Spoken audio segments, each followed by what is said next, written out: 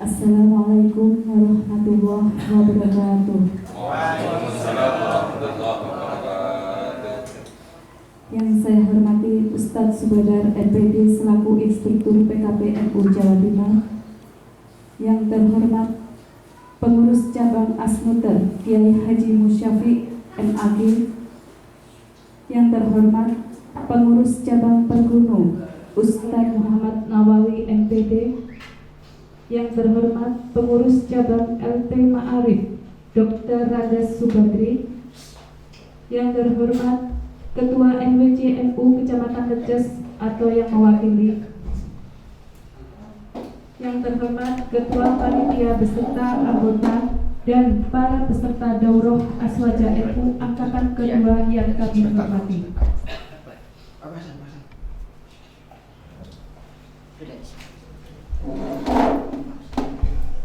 Segala puji hanya milik Allah Subhanahu wa Ta'ala selaku pemilik ilmu di langit dan di bumi. Rob seluruh alam semesta, semua bertasbih memuji asmanya.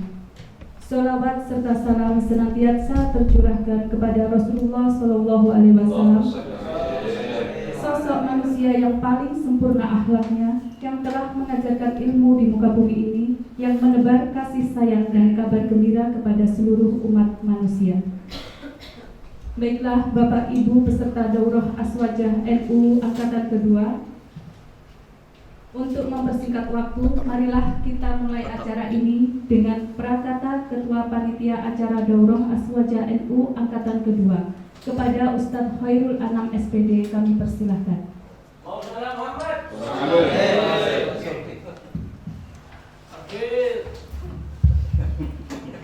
Bismillahirrahmanirrahim.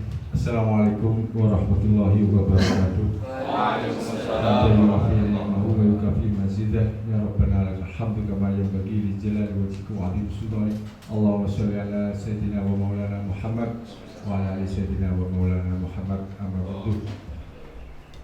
Yang saya muliakan instruktur kita pada hari ini dalam rangka Daurah Aswaja NU yang kedua atau angkatan kedua di Pondok Pesantren Al-Falah Sumber Gedawang Leces. Beliau, sedikit profil beliau adalah sebagai instruktur PKP Nahdlatul Ulama pengurus wilayah NU Jawa Timur. Yang saya hormati pengasuh Pondok Pesantren Al-Falah beserta keluarga serta pembina dan Ketua Yayasan Pondok Pesantren Al-Falah. Yang saya hormati Ketua PC Pergunu Kabupaten Probolinggo, Ketua PC LP Ma'arif Kabupaten Probolinggo, dan Majelis Wakil Cabang NU atau yang mewakili, yang alhamdulillah hadir juga di ruangan ini. Dan yang saya hormati seluruh teman-teman peserta Daurah Aswaja NU yang kedua, mudah-mudahan dengan ridho dan syafaat Rasul, apa yang ilmu yang mungkin kita dapat pada hari ini menjadi ilmu yang manfaat dan barokah. Amin ya rabbal alamin. Mewakili dari jajaran panitia, kami ingin minta maaf yang sebesar-besarnya apabila ada sambutan atau ada hidangan bahkan tempat yang kurang berkenan. Sekali lagi atas nama pengasuh Pondok Pesantren Al-Falah, kami mohon maaf yang sebesar-besarnya. Yang kedua, harapan kami sebagai panitia diadakannya Daurah Aswaja NU Angkatan Kedua ini. Alhamdulillah Ketua PC mengizinkan kami untuk melaksanakannya di Kecamatan Leces, tepatnya di Pondok Pesantren Al-Falah ini adalah sebagaimana sudah dilaksanakannya MGMP, sebagaimana dilaksanakannya Daurah tingkat pertama di SMP dan SMK NU Bantaran. PCNU membentuk MGMP tingkat SLTA dan MA. Harapannya hari ini nanti terakhir di acara ini bisa terbentuk MGMP tingkat MTS dan tingkat MI. Adapun banyak permintaan kepada kami untuk bisa juga PCNU membentuk MGMP setingkat RT A, TK, dan bahkan pendidikan anak usia dini. Jadi mudah-mudahan program-program itu bisa PC Pergunu laksanakan, tentu dengan campur tangan dan bantuan Bapak Ibu semua sebagai guru atau sebagai tenaga pendidik di bawah naungan PCNU Kabupaten Probolinggo. Yang ketiga, saya berharap semua peserta daurah ini bisa sampai selesai nanti mengikuti semua materi yang disampaikan, dan insya Allah kami panitia akan langsung menyerahkan piagam penghargaan kepada seluruh anggota atau seluruh peserta daurah Aswaja NU kedua di Pondok Pesantren Al-Falah ini. Dan mudah-mudahan dengan piagam itu, kalau dulu sebagai identitas keprofesian kita mungkin melampirkan dari PGRI atau segala macam, maka insya Allah tahun-tahun depan maka piagam itu menjadi lampiran identitas keprofesian kita sebagai tenaga pendidik di bawah naungan Nahdlatul Ulama. Yang terakhir ingin kami sampaikan salam dari Ketua PC Pergunu Ustadz Nawawi MPD, bahwa bagi teman-teman, dan saya inginkan dari teman-teman yang hadir ini, dari para ustadz, para kiai, dan para ibu guru yang hadir, bisa menindaklanjuti atau bisa mengikuti jejak angkatan-angkatan kami di atas, dan bisa mengikuti jejak kami juga untuk mengikuti program S2 yang direkomendasikan oleh PC Pergunu Kabupaten Probolinggo secara beasiswa. Sekali lagi, kami ingin di antara peserta daurah ini bisa mengikuti jejak kami, bisa mengikuti jejak angkatan di atas kami, bisa mengikuti program S2 yang direkomendasikan oleh PC Pergunu Kabupaten Probolinggo secara beasiswa. Yang sudah S1, Bapak Ibu bisa mendaftar langsung untuk ikut program beasiswa S2 Pergunu kepada Ketua PCNU Kabupaten Probolinggo. Akhir dari apa yang ingin saya sampaikan sebagai Ketua Panitia pada pelaksanaan daurah Aswaja NU yang kedua ini, maka ingin saya ajak semua yang hadir ini, kalau misalkan kita mempunyai ilmu seluas satu buku, mari kita amalkan. Bahkan kalau kita misalkan mempunyai ilmu hanya satu lembar dari satu buku, mari kita amalkan. Bahkan kalau kita mempunyai ilmu sebaris dari satu halaman buku, mari kita amalkan. Sebagai media, mudah-mudahan kita semua mendapat barokah dari muassis NU, dan kita mendapat predikat dari Allah Subhanahu wa taala sebagai insan-insan al-ulama il-amilin al-mukhlisin. Amin ya rabbal alamin. Wallahul muwaffiq ila aqwamit thoriq. Wassalamualaikum warahmatullahi wabarakatuh. Terima kasih kami sampaikan kepada Ustadz Khairul Anam SPD. Baiklah, untuk acara selanjutnya yaitu pemaparan materi tentang penguatan keorganisasian NU kepada Ustadz Subadar MPD selaku instruktur PKP NU Jawa Timur. Kami persilakan. Bismillahirrahmanirrahim. Assalamualaikum warahmatullahi wabarakatuh. Alhamdulillah, wassalatu wassalamu ala Rasulillah wa ala alihi wa sahbihi wa man wala. Wala haula wala quwwata illa billah. Wa ba'du. Hadratul karomin wal muhtaramin wa alim wa ulama, khususnya ingkang kula muliakan, yang saya muliakan pengasuh Pondok Pesantren Al-Falah dan segenap yayasan, pengurus yayasan Pondok Pesantren Al-Falah, seluruh jajaran pengurus, pimpinan cabang Persatuan Guru Nahdlatul Ulama Kabupaten Probolinggo, khususnya Ketua Pergunu Mas Nawawi, seluruh peserta Daurah Aswaja kedua Perpun Kabupaten Probolinggo. Alhamdulillah pada pagi hari ini bisa bersilaturahmi dengan panjenengan semua dalam keadaan sehat walafiat. Salawat serta salam semoga tetap terlimpahkan kepada junjungan kita Nabi besar Muhammad SAW. Materinya ke-NU-an. Ya, untuk berkumpul.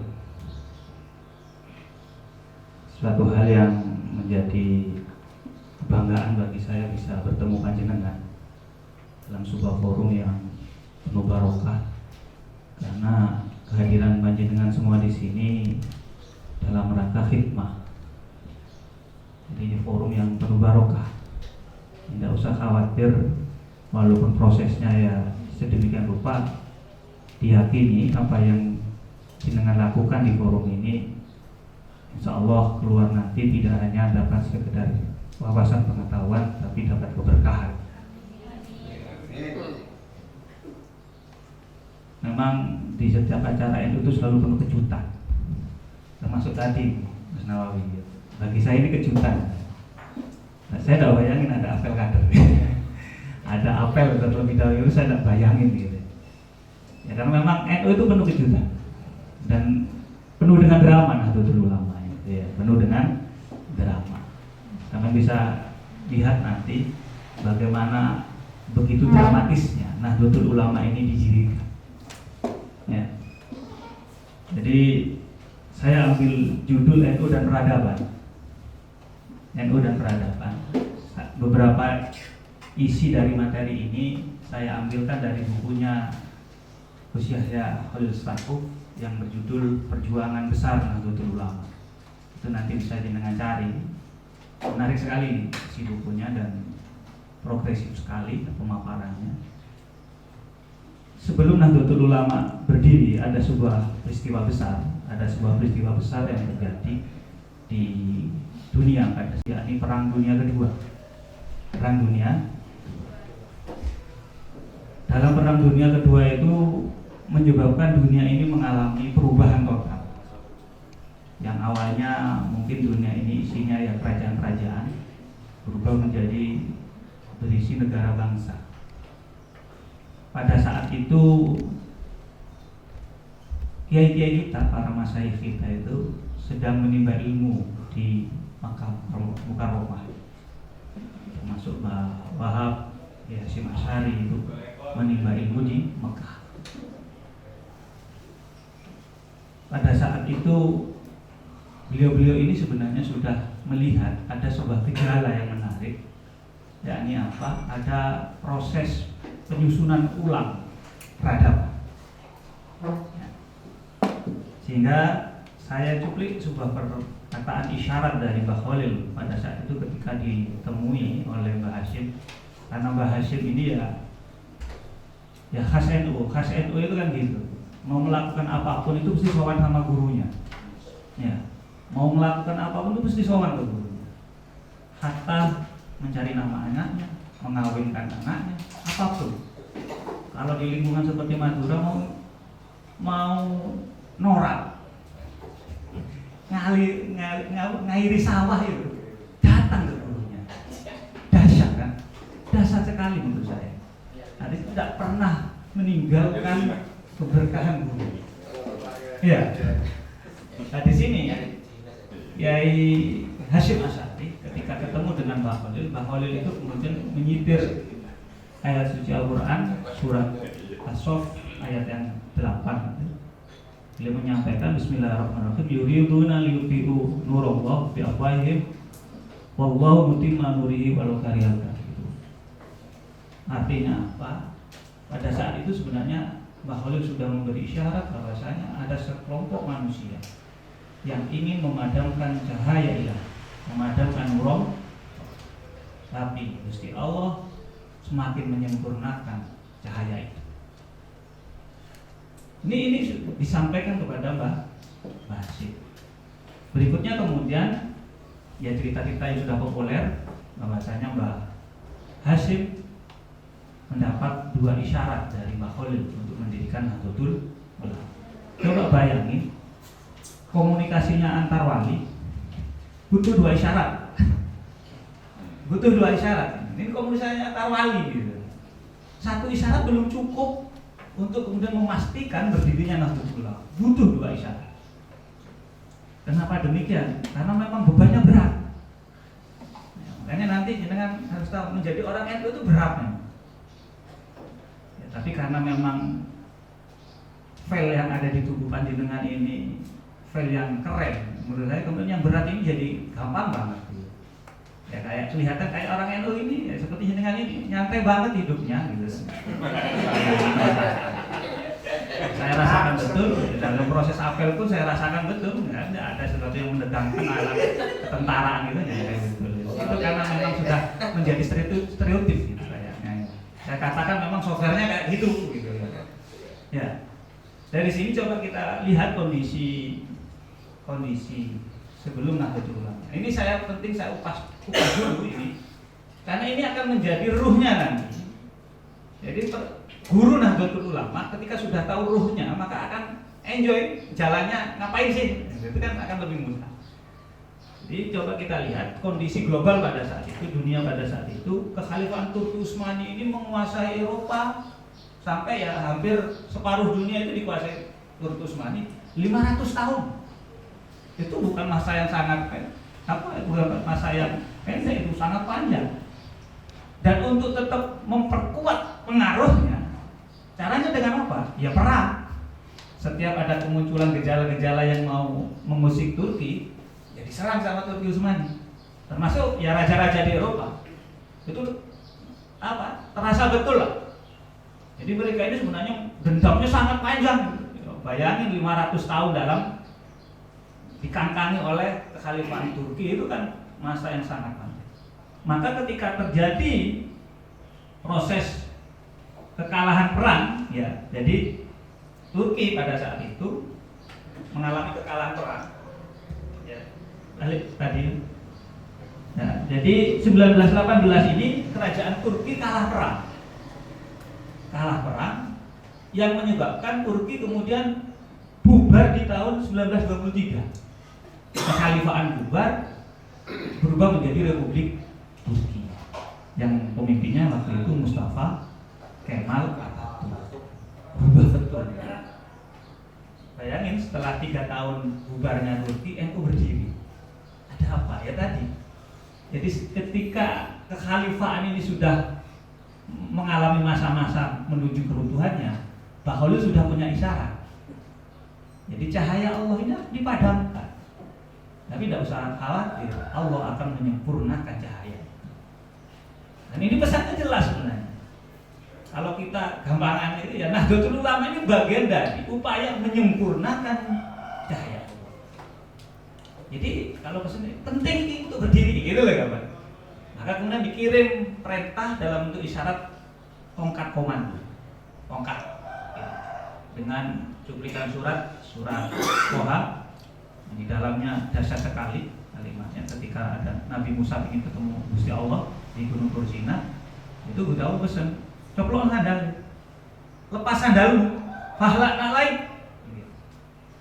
Itu bukan sekedar untuk nyopotin sandal. Yang mau masuk ke masjid ya tidak sederhana itu. Artinya di situ copot segala kepentingan duniawi. Kenapa? Karena kamu akan masuk yang kemana? Ke tempat yang namanya Wadil Muqaddas, tempat yang suci. Jadi sama pesannya Bang Khalil itu, tongkat komando itu disisipi dengan mukilan surat itu, diingatkan, copot nafsu ke dunia ini, karena kamu akan memasuki sebuah organisasi yang suci. Makanya masuk NU itu butuh ikhlas. Grundel sithik wabah. Jadi ada rasa kemudian semisal marah, kecewa, itu harus memang ditekan betul kalau sudah ngomong di Nahdlatul Ulama. Ya harus plong lah. Kalau bahasanya anak sekarang itu los nggak rewel. Gitu kan gitu ya. Los nggak.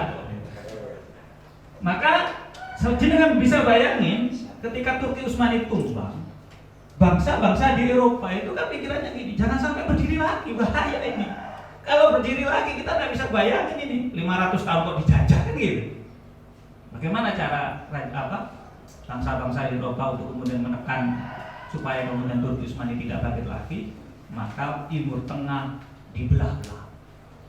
Ya, dibuatkan peta baru, didirikanlah negara-negara ada Yordania, ada Yaman, ada Suriah, Irak, Iran, ada Saudi Arabia, ada Israel. Nah, itu mu'alifnya Eropa itu.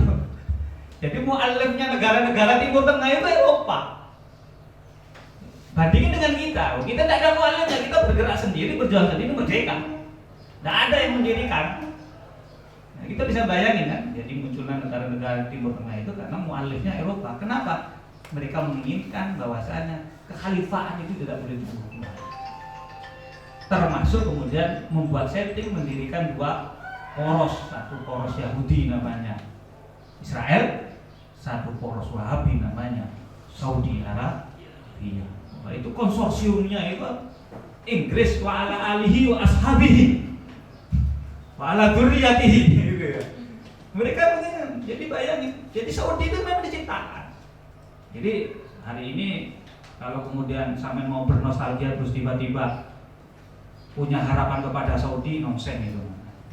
Nonsen. Jangan bayanginlah Saudi kemudian akan menjadi penggagas untuk kemudian bangkitnya kembali ke kekhalifahan. Gak bisa. Karena apa? Sejarahnya sudah kayak gitu. Ya. Ya coba cari perhatian yang lain lah. Ya syukur-syukur Rahman sudah perhatiannya ke Indonesia. Dan yang luar biasa, ketika sudah Nurullah itu mau dipadamkan, cahaya Allah yang dulu dipasang di Mekah, Mukarramah dan Madinah itu pun digeser. Digeser ke mana? Ke Nusantara. Dahsyat ini. Jadi Aspaja yang dulu berkembang di tempat lahirnya digeser. Karena apa? Karena tahu di tempatnya sudah diisi kumpulan orang yang ingin memadamkan cahaya Allah. Dari sini kemudian ada tokoh namanya Kiai Wahab Hasbullah. Bahasa Gus Yahya itu wali peradaban. Karena memang jenisnya wali itu macam-macam. Jadi tidak usah khawatir lah jenengan. Misal saya punya cita-cita jadi wali, tetap ada slotnya. Tidak usah khawatir. Iya, ada slotnya. Loh, karena katanya Gus Yahya itu ada wali humor, ada. Contohnya Abu Nawas itu. Jadi dengan humor itu jadi wali. Bayangin kan? Kalau tiba-tiba sama itu menjadi wali digital itu ada masalah ya. Kalau istiqomah kan itu yang penting. Nah kalau wali kelas itu ya wali sederhana lah. Guru itu, kalau guru pastinya wali memang. Ya minimal wali kelas. Kalau selain guru biasanya wali murid. Ya. Jadi jangan khawatir kalau ngomong slot wali itu masih banyak di Nahdlatul Ulama ya. Tinggal jenengan mau ambil slot itu apa tidak. Gitu. Persis yang dikatakan Gus Bah, sederhana untuk menjadi wali kata Gus Bah. Cuma untuk mencapai itu dia butuh istiqomah. Nah, ngomong istiqomah ini paling berat ya. Paling berat. Ya wali peradaban. Bahwa Hasbullah itu adalah wali peradaban banyak. Jadi terang betul bahwasanya cita-cita pendirian NU ini tidak sekedar urusan kecil, tidak sekedar urusan remeh-temeh. Maka jangan bayangin namanya NU disuruh nyikapin Ahok itu suruh bergerak, wah terlalu remeh lah urusannya. Lah NU itu urusannya peradaban kok ngurusi orang perseorang. Kekuatannya itu terlalu besar untuk ngurusi hal kecil. NU apa urusannya? Peradaban. Karena ada kondisi dunia sedang mengalami format ulang.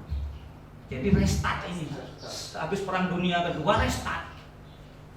Maka ada sebuah proses baru untuk menyusun sebuah peradaban baru. Bahwa merasa wah ini kesempatannya. Ini sedang posisinya pole positionnya itu ada di tikungan ini. Nah, sudah lep akhir ini. Kata si Rosi itu, wah ini kesempatan saya nih, nikung gitu. Kan gitu.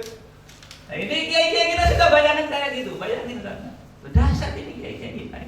Ya memang ya gitu, tampilannya ya saya katakan tadi nyantai banget. Nah, ada dan kemudian kiai kelihatan serius, pakai jas yang parlinte gitu. Ini kenapa? Pekah katanya. Makanya kalau ada kiai sarungan itu ya kolo-kolo saja. Ya lebih yang celanaan itu ya hanya jarang. Kenapa? Lebih senang sarung. Karena sarung itu ya luar biasa, efisien, efektif dan isis. Iya, dan iya kalau luar biasa karena urusan yang besar itu tak boleh kemudian dibayangin besar. Ya ya dibikin sederhana saja, gitu. Sambil ngopi, sambil ngerokok, itu kan selesai nanti peradaban dunia. Itu kan itu ya. Jadi kita-kitanya peradaban. Ini baru harus digarisbawahi bagi para guru. Perguru itu nantinya cita-citanya adalah mengawal peradaban, membentuk sebuah peradaban. Kamu butuh orkestrasi yang besar untuk menciptakan itu. Lanjut. Jadi sambil lihat logo ini sudah memperlihatkan hasil istikharahnya itu kan cuma yang tengah ini. Sisanya ini kan kreasinya Mbah Ridwan Abdullah. Lalu yang tengah ini bukan kreasi beliau. Beliau istikharah muncul jagat ini. Nah di situ sebenarnya sudah diingatkan. Urusannya ini urusan dunia. Urusan bukan sekedar untuk sesama orang NU, bukan untuk urusan orang Indonesia semata, bukan urusannya orang Islam semata, tapi untuk rahmatan lil alamin. Jadi NU itu ada ke sana. Makanya kemudian ya memang butuh orang-orang khusus untuk menciptakan. Lanjut, saya katakan tadi ini wali peradaban. Dahsyat sekali. Beliau bisa kemudian menemukan titik-titik bagaimana kemudian NU sudah harus bersikap. Dan tipikal kiai-kiai semacam ini banyak di Nahdlatul Ulama. Sampai bisa lihat NU itu selalu mendisi, selalu mendahului. Ketika akhir-akhir ini ramai rumusan tentang ukhuwah basariyah atau lebih kerennya persaudaraan kemanusiaan. Akhir-akhir ini saja setelah terjadi tragedi di Timur Tengah, itu kan ramai. Ada Mufti Al-Azhar ketemu dengan pemimpin Katolik untuk kemudian menggagas yang namanya persaudaraan kemanusiaan. Bagaimana dengan NU? 1984 kita sudah mikirin itu. Yai kita sudah ngomongin itu. Ya, lanjut. Kita lihat. Lanjut yang saya katakan tadi. Di sini. Trilogi Ikhwah ini digagas oleh Kiai Ahmad Siddiq di tahun 1984. Jadi ya telatlah orang-orang di luar sana itu. Kalau bayangin orang NU tuh, wis selesai aku ngomong itu, tapi kesannya nggak tanggap lah gitu. Jadi orang-orang dunia ini terlalu meremehkan kelihatan tampilannya orang NU. Sopo orang-orang ini. Akhirnya ketika ngomong nggak didengar. Ketika terjadi kejadian masalahnya baru sadar, bener orang NU itu. Dan tidak satu peristiwa itu, banyak peristiwa. Sampai bayangin banyak peristiwa. Ketika ribut-ribut ini membela negara yang dipimpin oleh seorang gubernur Hindia Belanda, ini apa hukumnya? Sudah selesai ya kita. 1936 dalam muktamar Banjarmasin sudah digagas Indonesia ini adalah Darussalam dan harus dibela. Bahkan sudah sampai kepikiran kiai-kiai kita bagaimana kemudian hukumnya orang menikah di negeri yang seperti ini. Digagas yang namanya Waliul Amri Ad-Daruri Bisyauka. Ini lebih cara pikirnya kiai-kiai kampung tadi yang diremehkan tadi. Wah sudah menembus batas-batas zamannya. Ya. Perlu sak durunge pinarak. Lanjut, belakang tadi. Belakang. Maka kemudian sebelum NU berdiri, Mbah Wahab menyiapkannya dalam bentuk Nahdlatul Wathon, Nahdlatul Rijal dan Tasbihul. Sudah disiapkan. Mbah Wahab sudah menyiapkan itu semua. Berikutnya ini peradabannya dimaksud apa? Bahasanya ya sekarang itu brandingnya namanya Islam Nusantara. Walaupun ya beberapa komponen di kita ini masih nggak paham betul Islam Nusantara, tiba-tiba teriak-teriak ke sana kemari gitu, ngawur gitu ya. Bahwasanya jelas sekali peradaban ini dibangun dari 5 unsur. Apa yang pertama? Tradisi keulamaan. Di lingkungan kita nggak gampang jadi seorang kiai, berat. Ya, masih banyak ini sekarang statusnya nggak berubah kiai, masih gus terus. Gus-gus itu sampai sekarang gus-gus terus Pak. Adanya makanya nggak gampang jadi kiai. Jadi jangan bayangin lah, jangan punya kita langsung mudah jadi kiai, nggak bisa. Sulit. Karena syaratnya kalau kiai katanya Kiai Alim Maksum Kerapia itu ada 3 syarat yang menjadi ulama di Nahdlatul Ulama. 1 alim, cerdas, pinter, cukup. Nggak tahu sholat nggak bisa. Harus abid, harus ahli ibadah, harus ahli ibadah. Kalau dukunnya dua-duanya cukup, belum masih ya. Apa yang ketiga? Arif. Nah ini loh, untuk mencapai level arif itu repot. Iya, ada kiai kemudian didatangi maling minta ilmu kebal gitu. Kira-kira responnya gimana? Kalau nggak arif ya ngamuk-ngamuk ya. Katanya nyolong ini minta ilmu kebal. Tapi kalau kiai kita yang dimintai karena arif, ya dikasih gitu. Dikasih karena salah paham. Kebal, tapi yang nangkap ini nggak dibunuh, Pak. Ditenggelamkan, mati. Itu kata temannya loh, cari kebal kok mati? Kok mati? Kan kebalnya kalau dibacok, kalau ditenggelamkan kan nggak ada. ya, punya sendiri ya gitu. Berikutnya apa? Tradisi keulamaan pesantren, ilmuwan pesantren nggak ada. Kami bandingkan dengan kurikulum nasional, oh, jauh. Kurikulum kita itu sekarang buku anaknya diserahkan kepada adiknya, tak laku sudah. Punya kakak kelas 3, jarak 2 tahun, itu adiknya naik kelas 3 lagi, kasihkan coba bukunya. Enggak laku. Itu menurut sebenarnya nggak jelas itu tau. Status standarnya nggak jelas menurut saya. Bandingin dengan pesantren, jelas. Sulam Taufiknya banyak, kasihkan sama cucunya. Bagaimana? Tetap. Iya kan?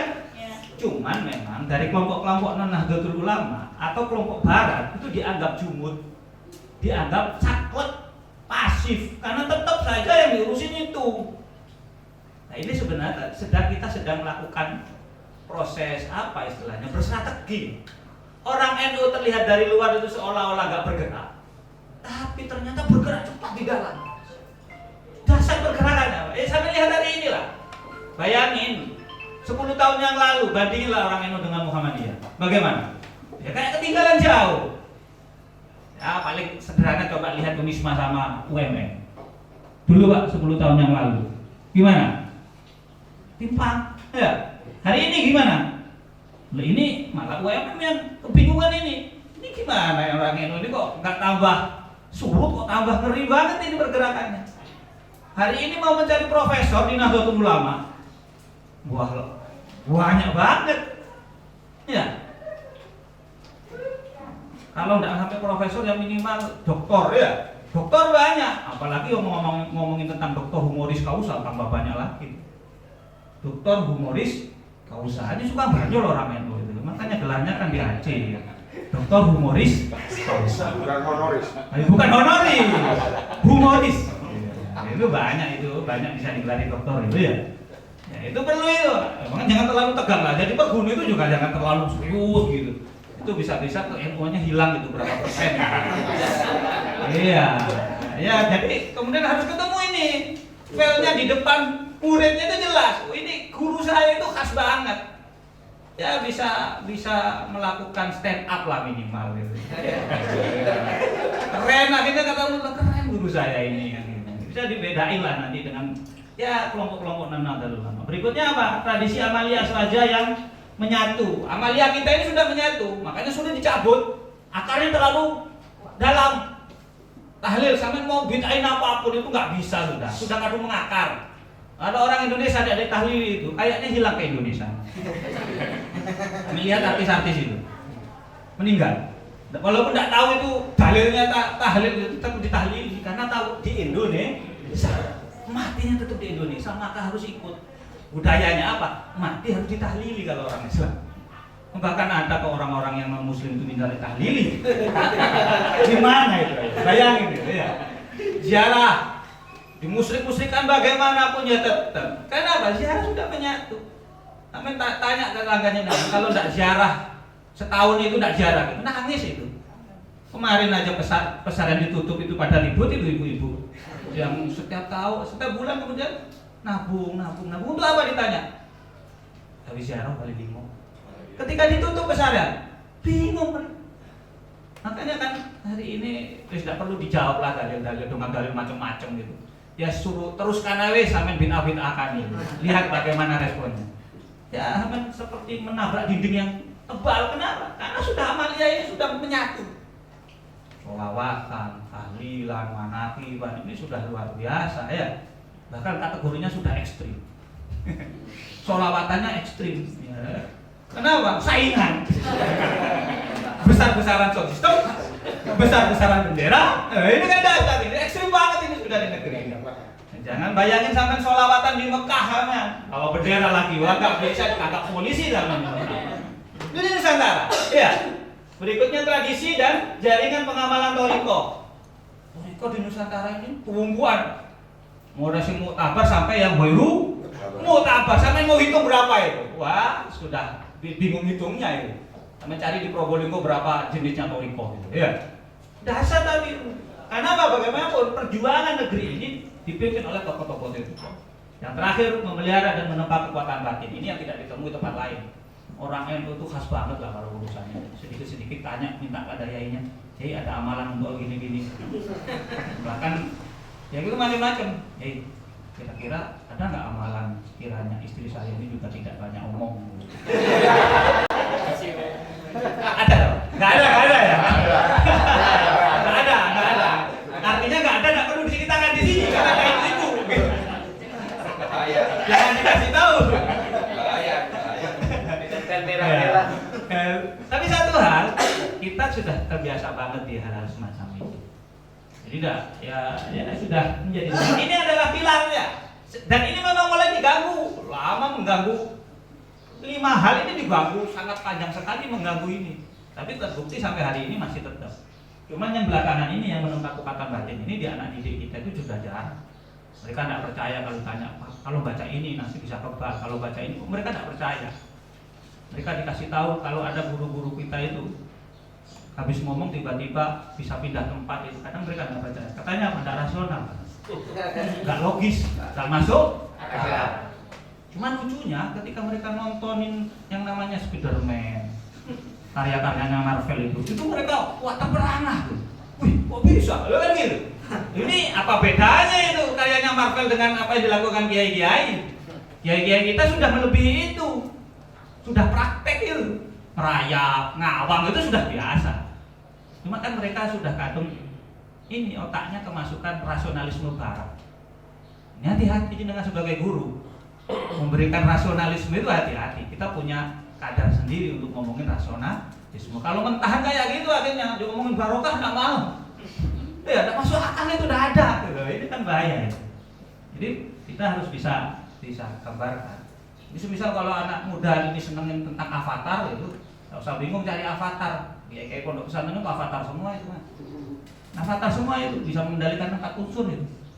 Unsur api, unsur udara, unsur air, unsur tanah. Saya katakan tadi ada orang yang mau norak datang kiai itu kadang bawa tanah.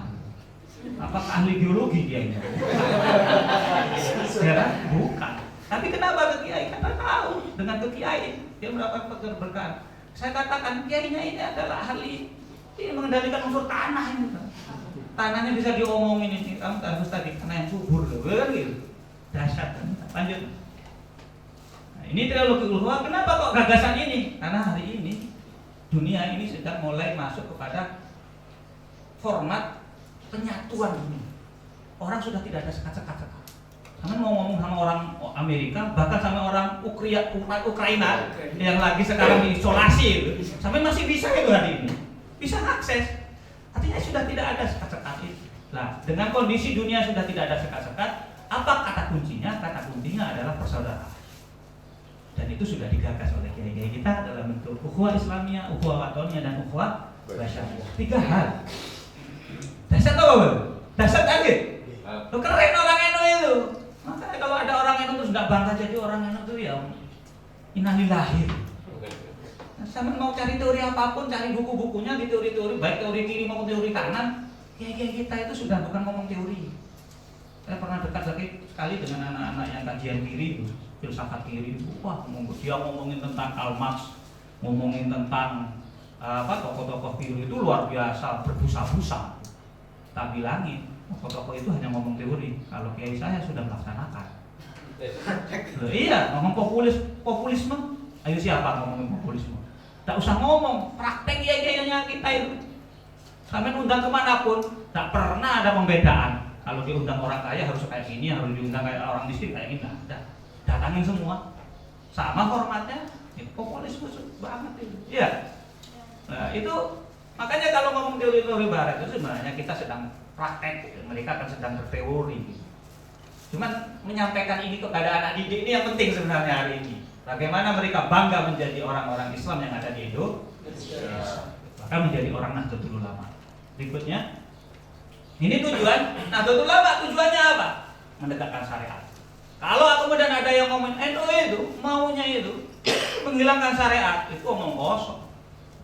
Jelas, anggaran dasar kita jelas bahwasanya tujuan Nahdlatul Ulama adalah menegakkan syariat Islam dalam paham Ahlus Sunnah wal Jamaah di tengah-tengah kehidupan masyarakat. Karena mau menegakkan syariat, maka syaratnya negara tempat menegakkan syariat harus aman, ada, merdeka, itu syaratnya. Bisa sampai menegakkan syariat kalau kemudian ada bom terus? Ya sulit. Kita bandingin sekarang orang-orang di Nusantara ini, di Indonesia ini mau ke acara Jumatan itu bebas. Istrinya tidak pernah nangis-nangis, ditinggal Jumatan. Kalau di Suriah, ditinggal istri, tinggal suami yang mau berangkat Jumatan, nangis. Karena apa? Tidak tahu. Tiba-tiba di perjalanan ada bom meledak. Bahkan mereka merasa di masjid pun tidak aman. Lawang Syekh Ramadan Al-Buti dibunuh di masjid, dibom di masjid, kiainya ini. Di sini bebas banget, saking amannya. Ciri khas amannya di Indonesia itu apa ya? Kayak Jumatan itu. Ketika khutbah, khotib sudah ngomong, tidur semua. Aman. Kalau udah aman, bisa bayangin tidur? Nggak bisa. Ya kan?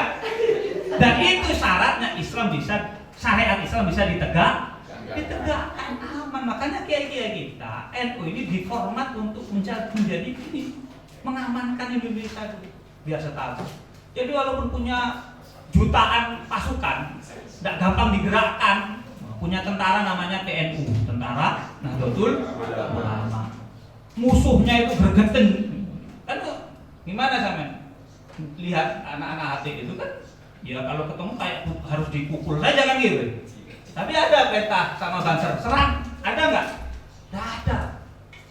Itu peristiwa pembakaran bendera tauhid, waduh, itu minta ampun loh, ngawurnya sudah. Itu kalau Banser ada perintah satu saja dari kiai, habisi gitu, itu habis itu. Tapi kan apa yang dipikirkan kiai? Stabilitas negara, keamanan di Nusantara, di Indonesia ini. Untuk tujuannya apa? Syariat tadi. Maka kemudian karena aman, syariat Islam di negeri ini ya luar biasa implementasinya. Maka saya katakan negeri ini walaupun dasar negaranya itu Pancasila bukan Quran, tapi negeri ini adalah negeri syariat Islam. Negeri syari ini. Teman mau cari negeri paling syari ya di Indonesia ini. Semuanya urusannya dengan Islam. Libur itu yang paling banyak liburnya orang Islam. Maulid, Rojabiyah, ya Ramadan itu kalau presidennya seperti Gus Dur, libur itu 30 hari. Iya. Presiden raya. Di Pasuruan itu, kolnya kiai libur. Loh, kolnya Romoya kami itu diliburkan. Itu negeri apa ini kalau bukan negeri syariat? Urusan khol saja diliburkan. Ini negeri syariat, jadilah tak usah lah gembor-gembor kemudian mau menegakkan syariat macam-macam, kemudian mau menegakkan dengan khilafah, khalifahnya tidak ketemu masih sampai sekarang. Ya. Itu kan gembor-gembor. Ketika ditanya kira-kira kalau menang itu siapa sih khalifahnya? Nggak ketemu, kan jelas. Dan kekhawatiran saya khalifahnya nanti Ratu Elizabeth. Kenapa? Pusatnya HTI itu di Inggris.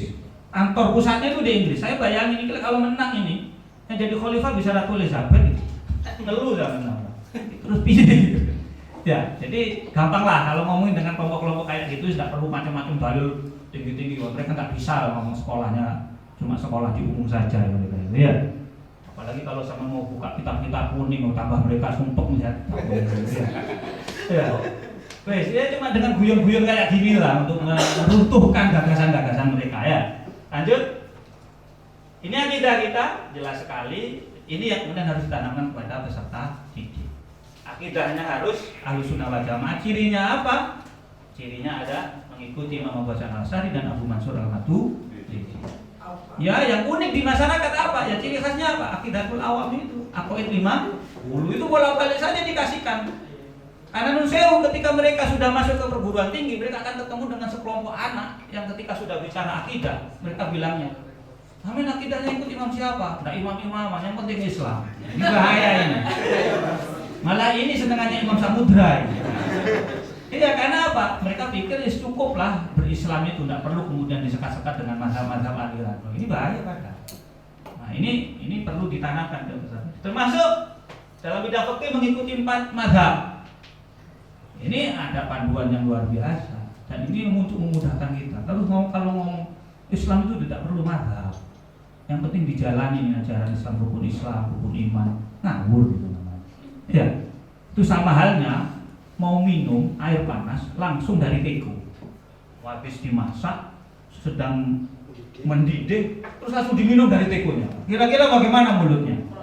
Iya, hancur itu mulutnya. Ya, itu sama halnya orang Islam mau mendalami Islam tapi tidak pakai mazhab, mau mintanya langsung dari Al-Quran, langsung dari hadis, bahaya. Akhirnya kayak gitu rusak semua. Wali itu Pak. Iya, bukan wali lagi kalau itu. Terus dalam bidang tasawuf mengikuti Imam Junaid Al-Baghdadi dan Imam Ghazali.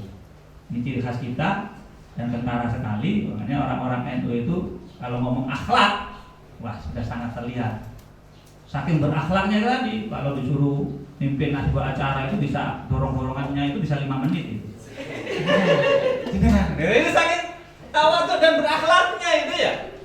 Dan kita lihat bagaimana akhlak para kiai-kiai kita, para ulama-ulama kita, keluarga-keluarga ulama kita. Yang terakhir bagaimana tontonan akhlak dari seorang Hunyaihana Zamzami ketika itu duduk, padahal ini ya jajaran pengasuh Lirboyo. Ada Romo Yai Anwar Mansur, ada istrinya beliau, ada Yai Zamzami, ada Hunyaihana. Hunyaihana tiba-tiba turun karena merasa apa? Saya tidak pantas duduk ini kok. Lebih tingginya sama dengan Romo Yai Anwar Mansur turun. Ini akhlak yang luar biasa. Coba kalau kemudian siswa didik kita punya akhlak yang luar biasa semacam itu, wah dasar.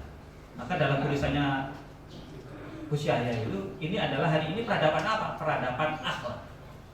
Peradaban kita yang akan digagas Islam ini adalah peradaban akhlak. Makanya orangnya harus berakhlak. Salah satu ciri khas berakhlak itu sabar orang-orang, tak berangasan. Nah, yang kita tonton hari ini banyaknya apa? Berangasan, dipotong, ngumpulin orang. Orangnya takut semua akhirnya. Kalau orangnya itu habis megah, bolak-balik takbir, sembahyang, tahlilan. Ya, kalau ngajak saya ya wis sholawat Nabi Muhammad. Nah, itu yang cocok kita itu. Kenapa? Buyar oleh berkat. Karena syarat sahnya berkat itu dibawa pulang. Sholawat. Ayo coba di majelis apapun sama. Ada berkat, terus sama langsung bawa pulang. Apa kata temannya? Ngawur. Pasti tulis. Sholawat dong. Enggak kan gitu? Kalau sudah sholawat, ya, sah ini dibawa. Langsung dapat 2 barokah sama berkah sama berkah. Lanjut.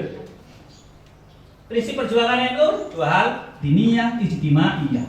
Makanya itu kan organisasi diniyah, ijtimaiyah. Yang diomong tentang apa? Keagamaan. Jadi kalau guru NU yang ngomongin tentang keislaman dan kesuajaan, ya itu khasnya sudah. Ya, tidak ada guru NU terus kemudian ngomongin sesuatu misal ayo berkolusi untuk kemudian meruntuhkan negeri ini, tidak ada. Kenapa? Ya tidak ada dalam prinsipnya tidak ada. Kemudian ngomong ijtimaiyah, kebangsaan dan kerakyatan. Selalu ngomongin itu. Sebetulnya mengapa harus ber-NU? Ini penting untuk diajarkan kepada siswa didik kita. Yang pertama ini adalah perintah berjamaah. Kalau sampai menganut Ahlus Sunnah wal Jamaah, makanya harus berjamaah. Ikut rombongan para kiai. Ikut para rombongan para kiai. Jadi nanti di akhirat juga gitu. Ya dia mungkin saja, ya bilanginlah kepada peserta didik, nanti di akhirat itu tak bisa masuk sendiri-sendiri. Malaikat tidak menerima masuk ke dalam surga secara sendiri-sendiri. Registrasinya bagaimana? Kolektif. Ya, masuk ke surga kolektif. Iya ditanya itu, ini ikut rombongan siapa? Tiba-tiba mau masuk, nggak ketemu rombongannya, ditunggu dulu ya. Proses menunggunya itu lama. Kalau tiba-tiba ada nemu rombongan terakhir ya dimasukkan ke tempat lain, di luarnya surga, gitu ya. Nggak tahu tempat lainnya apa. Ya, jadi jelas, terbunuh nanti akan ikut rombongannya Mbah Hasyim Asy'ari. Itu akan dipanggil, itu di absen. Ayo, waktunya masuk semua. Ini dari Pergunu, ini dari Isnu. Nah, hasil itu, Pergunu masuk duluan. Iya, ketika ribut-ribut itu, ini siapa yang masuk duluan? Katanya si orang yang kaya, saya dulu. Enggak, ini gara-gara saya bisa kaya kayak gini karena ada guru kan gitu ya. Tapi biasanya yang paling pertama itu banser.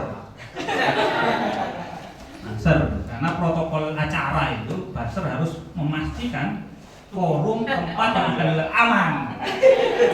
Kursi ini ada yang kebalik itu kan harus ditata itu sama banser. Makanya banser masuk, habis itu keluar laporan sama kiainya. Beres kiai, siap masuk. Sudah masuk. Bansernya di luar? Enggak, kiai mesti tanya loh. Nanti yang buatin kopi saya di dalam siapa kalau bukan banser? Masuk juga? Pastinya masuk. Makanya yang jadi banser bergembira lah gitu. Kalau bansernya jomblo, saya rekomendasikan bagi yang sudah punya anak perawan, ya nggak usah cari pasangan yang lain lah. Jodohkan anaknya dengan banser. Kenapa? NKRI dijaga, apalagi anak sampean. Iya. Selalu akan dijaga itu. Ya. Berikutnya untuk menjaga ideologi. Nah, biar kemudian jelas orang yang merasa dirinya netral, saya bukan NU, saya bukan Muhammadiyah, ini akan jadi sasaran empuk pertama propaganda. Kalau orangnya sudah jelas NU, nggak akan macam-macam sudah. Apalagi di rumahnya ditulis, saya NU, bapak saya NU, ibu saya NU. Terakhir tulis kaki lampor. Oh itu mikir itu ya. Apalagi tambahin anak-anak yang nakal-nakal itu kasih arit, senggol bacok. Saya serius, walaupun forumnya guru itu ya perlu guyon ini gitu ya. Sambil diminum juga kopinya. Iya. Islam Nusantara ini bagian dari upaya kenapa kita harus ber-NU, kejelasan silsilah dan keilmuannya jelas. Jadi jelas ilmunya itu. Tak asal nyari, ditanya gurunya juga jelas dari siapa gurunya. Ya. Lanjut, apa bahayanya ketika tidak ber-NU? Yang pertama, tidak ada bimbingan dari para ulama. Ya, kemudian saya nanya sendiri, ideologinya bisa menjadi sesat kalau saya nanya sendiri. Istinbat hukumnya sembarangan. Kalau di kita jelas mau menentukan hukum itu masih harus debat. Hasil masail itu bisa habis kopi berliter-liter itu. Kemudian bisa mukul meja kalau sudah beda pandangan itu. Ya. Ya. Itu untuk urusan kemudian menentukan hukum ya harus. Tapi tempat lain kadang ya wis ditekto sama ketuanya saja kan gitu. Ngawur banget kemudian. Kehilangan tradisi baik. Kita punya tradisi baik. Tahlil baik apa tidak? Baik banget. Lalu kalau di sana kita ngerasain orang kok kita sedang ngomong, kita sedang melafadzkan zikir. Dikasih makan gitu ya kan kemudian. Makanya ada makan wal makanan itu kalau di tahlil. Ajaran menyimpang, terdapat teknologi yang terakhir ini paling berat. Kalau orang sudah kena dampak negatif media sosial, mau dibenerin bagaimanapun repot. Iya, ya contoh paling gampang itu ketika terjadi perdebatan antara pro Jokowi dan anti Jokowi. Itu sampai sekarang. Ya, yang satu nyoblos nomor 1, yang satu nyoblos nomor 2. Lawan 1, 2 ini sudah gabung. Ini masih nggak bisa move on saja. Akibat apa? Akibat ini. Makanya kan pemenang Pilpres kemarin bukan Jokowi, Pak. Tapi apa? Kreator kontennya. Yang pinter gaya konten, disebar di medsos, orang akhirnya senewan gara-gara konten itu. Iya, hari ini loh banyak orang keracunan gara-gara konten di medsos. Kenapa? Karena setiap hari dia ambil terus, akhirnya keracunan. Jujur kalau sudah keracunan ini berat. Kalau keracunan makanan, cari degan, minumin degan beres. Iya enggak? Ya. Tapi kalau keracunan medsos, kasih degan 1 pickup. Iya. Sehat tetap keracunan, tetap apa? Beres. Caranya bagaimana? Ya kelapa atau degan 1 pickup itu lemparkan kepalanya, berarti itu waras. Kenapa yang tak bisa ini? Banyak ini orang di lingkungan kita juga yang keracunan ini. Karena apa? Berteman bukan dengan teman kita, berteman dengan kelompok lain. Makanya hati-hati betul. Jadi ketika kita punya kader-kader yang pinter mengelola ini, ya harus mereka dijadikan orang untuk kemudian bisa menyampaikan gagasan-gagasan kita. Berikutnya, pemikiran keagamaannya al-muhafadzatu al-qadimi sholeh wal ahadul jadidil aslah. Apa artinya? Katanya bapak-bapak itu berarti al-muhafadzatu al-qadimi sholeh berarti menjaga istri yang lama yang masih cantik. Cocok. Wal ahadul jadidil aslah Ya tidak salah kalau yang mengambil yang kedua, bisa yang lebih cantik. Ini guyon. Ya, karena apa? Saya sampaikan guyonan ini sekedar wacana kalau diumpamkan oleh Bapak-bapak. Jadi orang NU itu kalau sudah berwacana urusan istri ini, hebat, sangat semangat. Tapi kalau suruh mengeksekusinya, repot semua. Rata-rata, jenengan mau bermasnah wasulasa, mau, siap. Tapi kalau pulang saya takut. Ya sama saja gitu. Sama, saya juga gitu, senang ngomongin gini. Tapi kalau sudah pulang, takut. Jangan pulang. Hah? Kalau nggak pulang, kalau mau ke Jotunya nggak ada gitu. Guyon ya. Nah, jadi ini ciri khas kita menjaga tradisi yang baik, kemudian mengembangkan inovasi. Bahkan ditambah sama Kiai Ma'ruf Amin, al-aslah ila ma huwal aslah, sumal aslah fal aslah. Jadi orang NU itu akan selalu menuju kebaikan dan kebaikan. Itu berguna itu kayak gitu. Kalau hari ini sudah ketemu ya masih kurang, harus selalu diperbaiki dan diperbaiki. Itu akan dahsyat nanti hasilnya ya. Makanya tidak ada istilahnya ber-NU cukup waktu jadi pengurus, nggak bisa. Ber-NU itu ila yaumil qiyamah. Artinya kalau ngomong ila yaumil qiyamah, ber-NU itu berarti harus ke anaknya, ke cucunya, ke cucu-cucunya dan seterusnya. Ila yaumil qiyamah. Kenapa? Ya tadi untuk mencipta al-aslah ila ma wal aslah sumal aslah fal aslah. Ya, ini pemikiran keagamaan dulu. Berikutnya Mas. Bagaimana sikap kemasyarakatan? Ini diungkapkan di Khitah NU. Dengan perkara baca Khitah NU. Khitah NU itu seringkali dibayangin sama orang urusannya politik. Iya Bang? Ya. Kalau sudah ngomong Khitah, urusannya itu pilihan. Enggak, Khitah itu ini tradisi, cara bermasyarakat dalam bentuk tawasun ditinggal amar ma'ruf nahi munkar, dakwah bil hikmah wal mau'izatul hasanah. Itu Khitah NU itu di sini sebenarnya. Makanya orang NU itu kalau mengajak sesuatu itu selalu dengan hikmah. Seringkali memang humor dengan berhumor orang itu kemudian tidak terasa sebenarnya dimasukkan karena apa ke dakwah kan. Nah, tahu mereka kalau misalnya ini sedang berdakwah. Lanjut. Struktur NU seperti ini. PBNU, BCNU, MBCNU dan NU. Pergunu menjadi bagian, ya kalau di tingkatan MBC namanya PAC kalau. Nah, apa maksudnya? Ini yang penting adalah ketika sampai sudah mulai eksis, jangan lupa sampai berada di dalam naungan Nahdlatul Ulama. Jangan kemudian, lebih hebat saya dari penting NU. Ini ngawur ini. Ya, saya ingatkan betul, tidak boleh kemudian ada Bano menjadi tetangganya Nahdlatul Ulama. Membuat acara, gak seneng ngundangnya orang MWC, gak perlulah. Kita ngundang yang dari Jakarta saja. Wih, kayak apa ya? Punya gambaran kayak gitu runtuh sudah. Struktur ini runtuh. Struktur ya harus. Kalau jenengan ada di tingkat ranting, ya ayolah gerakkan bersama kiai ranting. Hormat pada jajaran Rois Sudiaran dan seterusnya. Iya. Nah, berikutnya mekanisme kelembagaannya bagaimana? Nah, kalau NU harus begini, kalau kepada masyarakat ya kita melakukan pelayanan. Untuk apa? Biar mereka melakukan dukungan dan memberikan kepercayaan kepada kita. Dalam bentuk ya banyak sekali. Kalau jenengan terbunuh ya di tingkat pendidikan. Jenengan adalah garda terdepan untuk menanamkan ideologi Nahdlatul Ulama. Saya bayangin anak-anak di sekolah itu tiba-tiba keluar itu ramai-ramai, siapa kita? NU, langsung gitu. Wah, keren banget ini, berarti ini gurunya ini luar biasa. Kenapa? Dia sangat bangga menjadi NU. Atau kemudian ada siswanya kemudian pulang.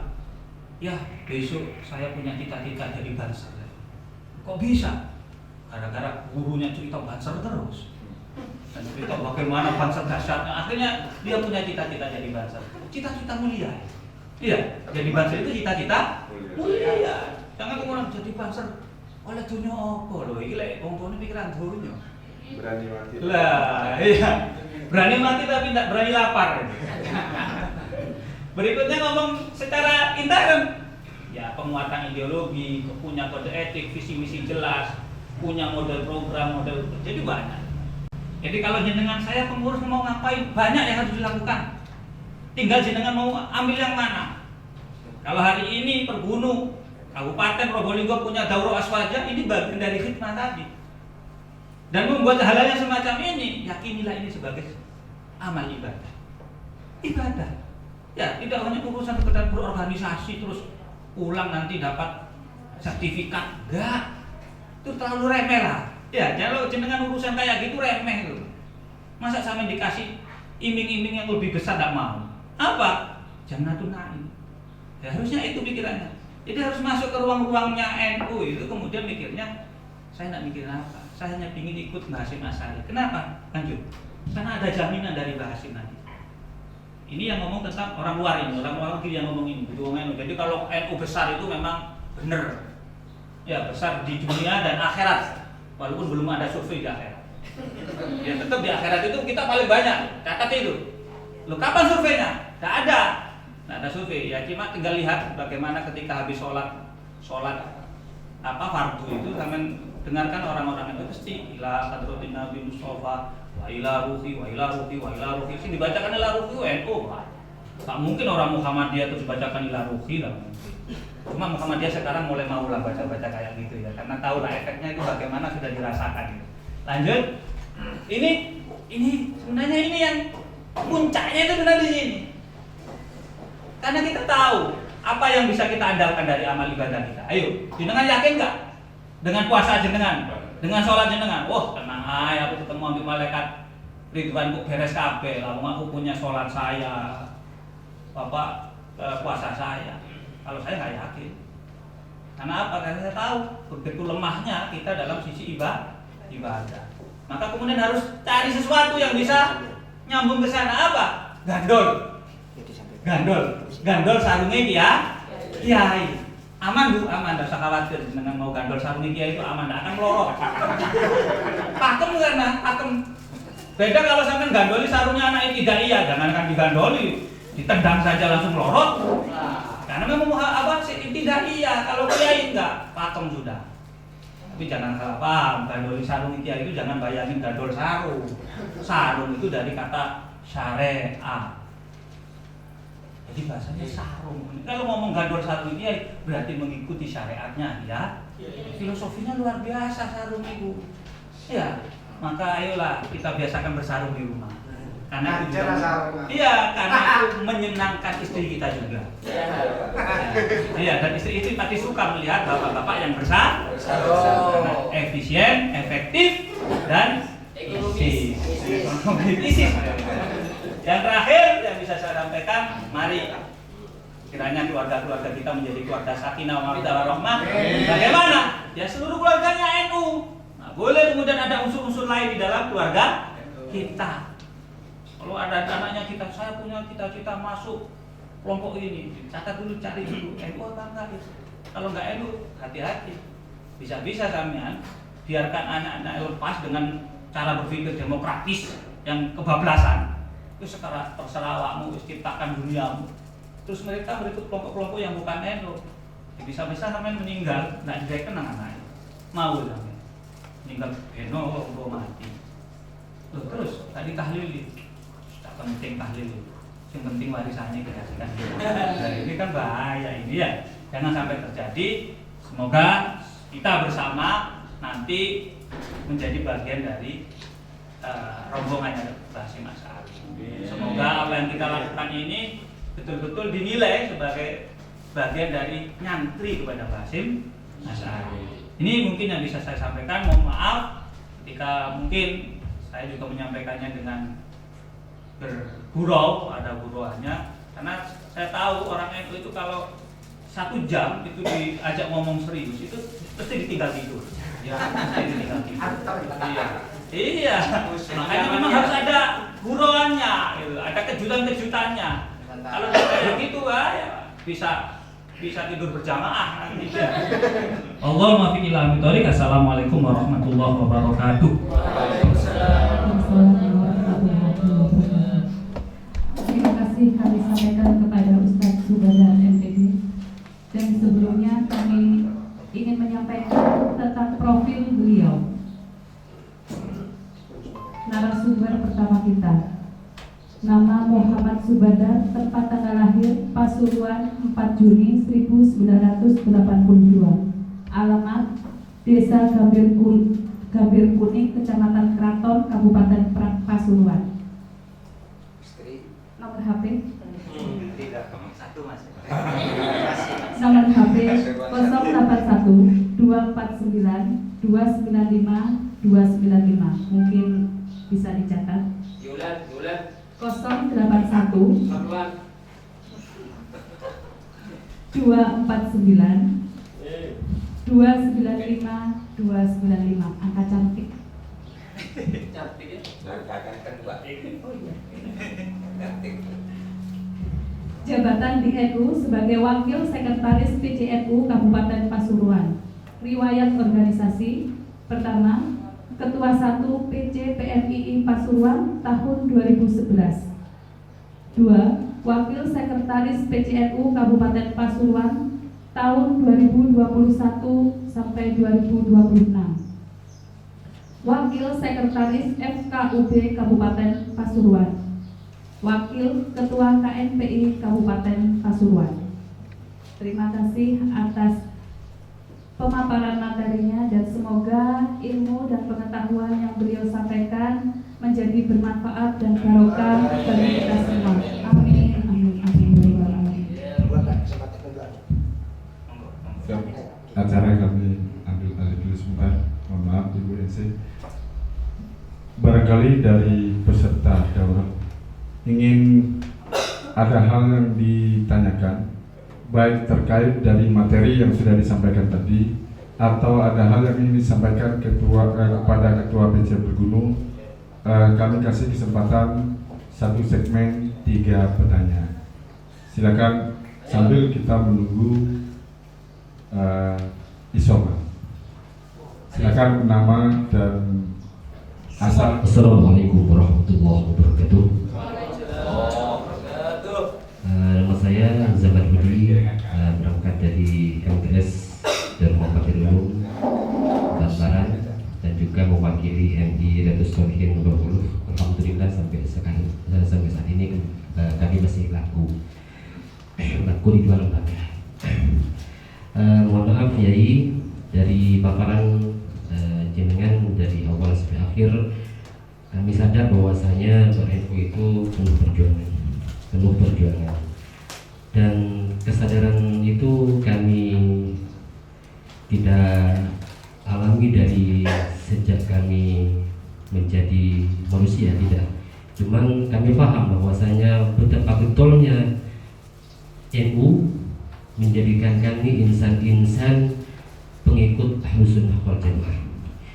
Namun pada era kekinian, entah kepahaman kami sudah terganggu oleh medsos atau hanya pikiran kami yang sudah mulai radikal. Bagaimana kondisi NU berakhlak, kemudian berbangsa, walaupun itu kepada masyarakat di baik itu level kecil ataupun masyarakat levelnya ke atas sudah. Cuma pada akhir-akhir ini daripada keilmuan yang sering dibahas oleh sekian ilmuwan yang kita miliki, baik itu di baik di tingkat pesantren ataupun di luar pesantren, seakan-akan kami itu saling dibenturkan, baik itu kalau akidah kami sudah insya Allah sudah tidak bisa diragukan lagi. Cuman ketika etika berpolitik, NU seakan-akan dibawa-bawa, seakan-akan NU itu akan dibuat tameng dari jabatan-jabatan sehingga NU itu rendah, seakan-akan NU itu hanya dibuat batu loncatan untuk bisa berpolitik di atas. Pertanyaan saya, apakah NU itu memang dibentuk juga berpolitik untuk mencapai sebuah tujuan, atau NU itu hanya ikhlas beramal seperti halnya di Kemenag yang kita pahami seperti sekarang ini. Cuma ketika membahas sebuah keilmuan, pada awal saya di Madrasah Aliyah dulu, NU itu aman-aman saja. Cuma ketika pada masa sekarang ini, NU itu ya memang efek dari sebuah medsos, seakan-akan NU itu dihantam ke sana ke sini. Nah, terima kasih tadi jawabannya. Ini yang sering mengganggu pikiran kami. Sehingga ada pertanyaan, di mana sih NU itu harus berpijak pada saat ini? Mungkin itu saja pertanyaan dari kami. Wassalamualaikum warahmatullahi wabarakatuh. Warahmatullahi wabarakatuh. Ada.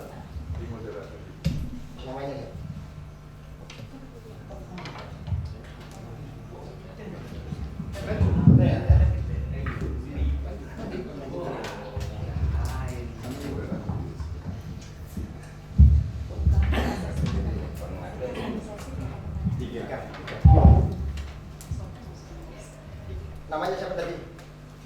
Yang pertama tadi namanya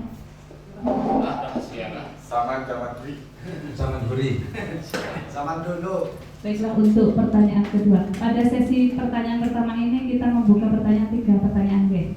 Ya, oke. Monggo. Ini pertanyaan yang kedua. Duduk aja, Pak ya. Siap. Oh ya.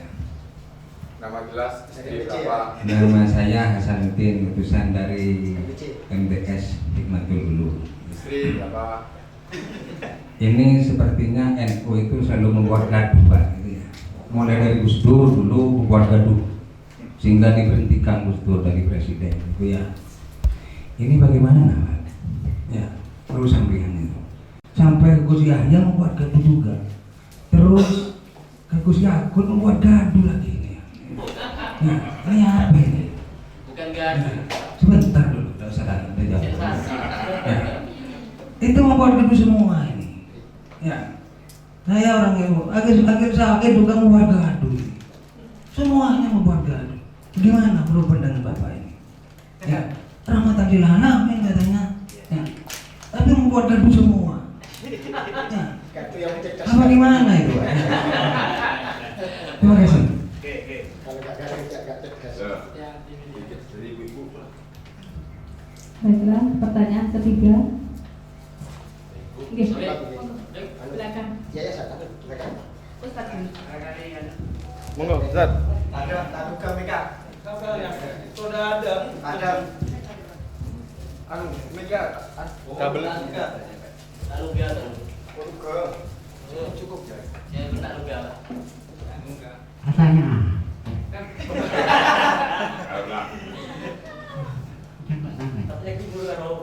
karena saya sendiri karena belum begitu mengetahui luas tentang ini ya. Baru sekarang ini saya tahu. Dulu itu memang selalu berkelana antara aliran satu dengan aliran yang lain itu. Mohon maaf.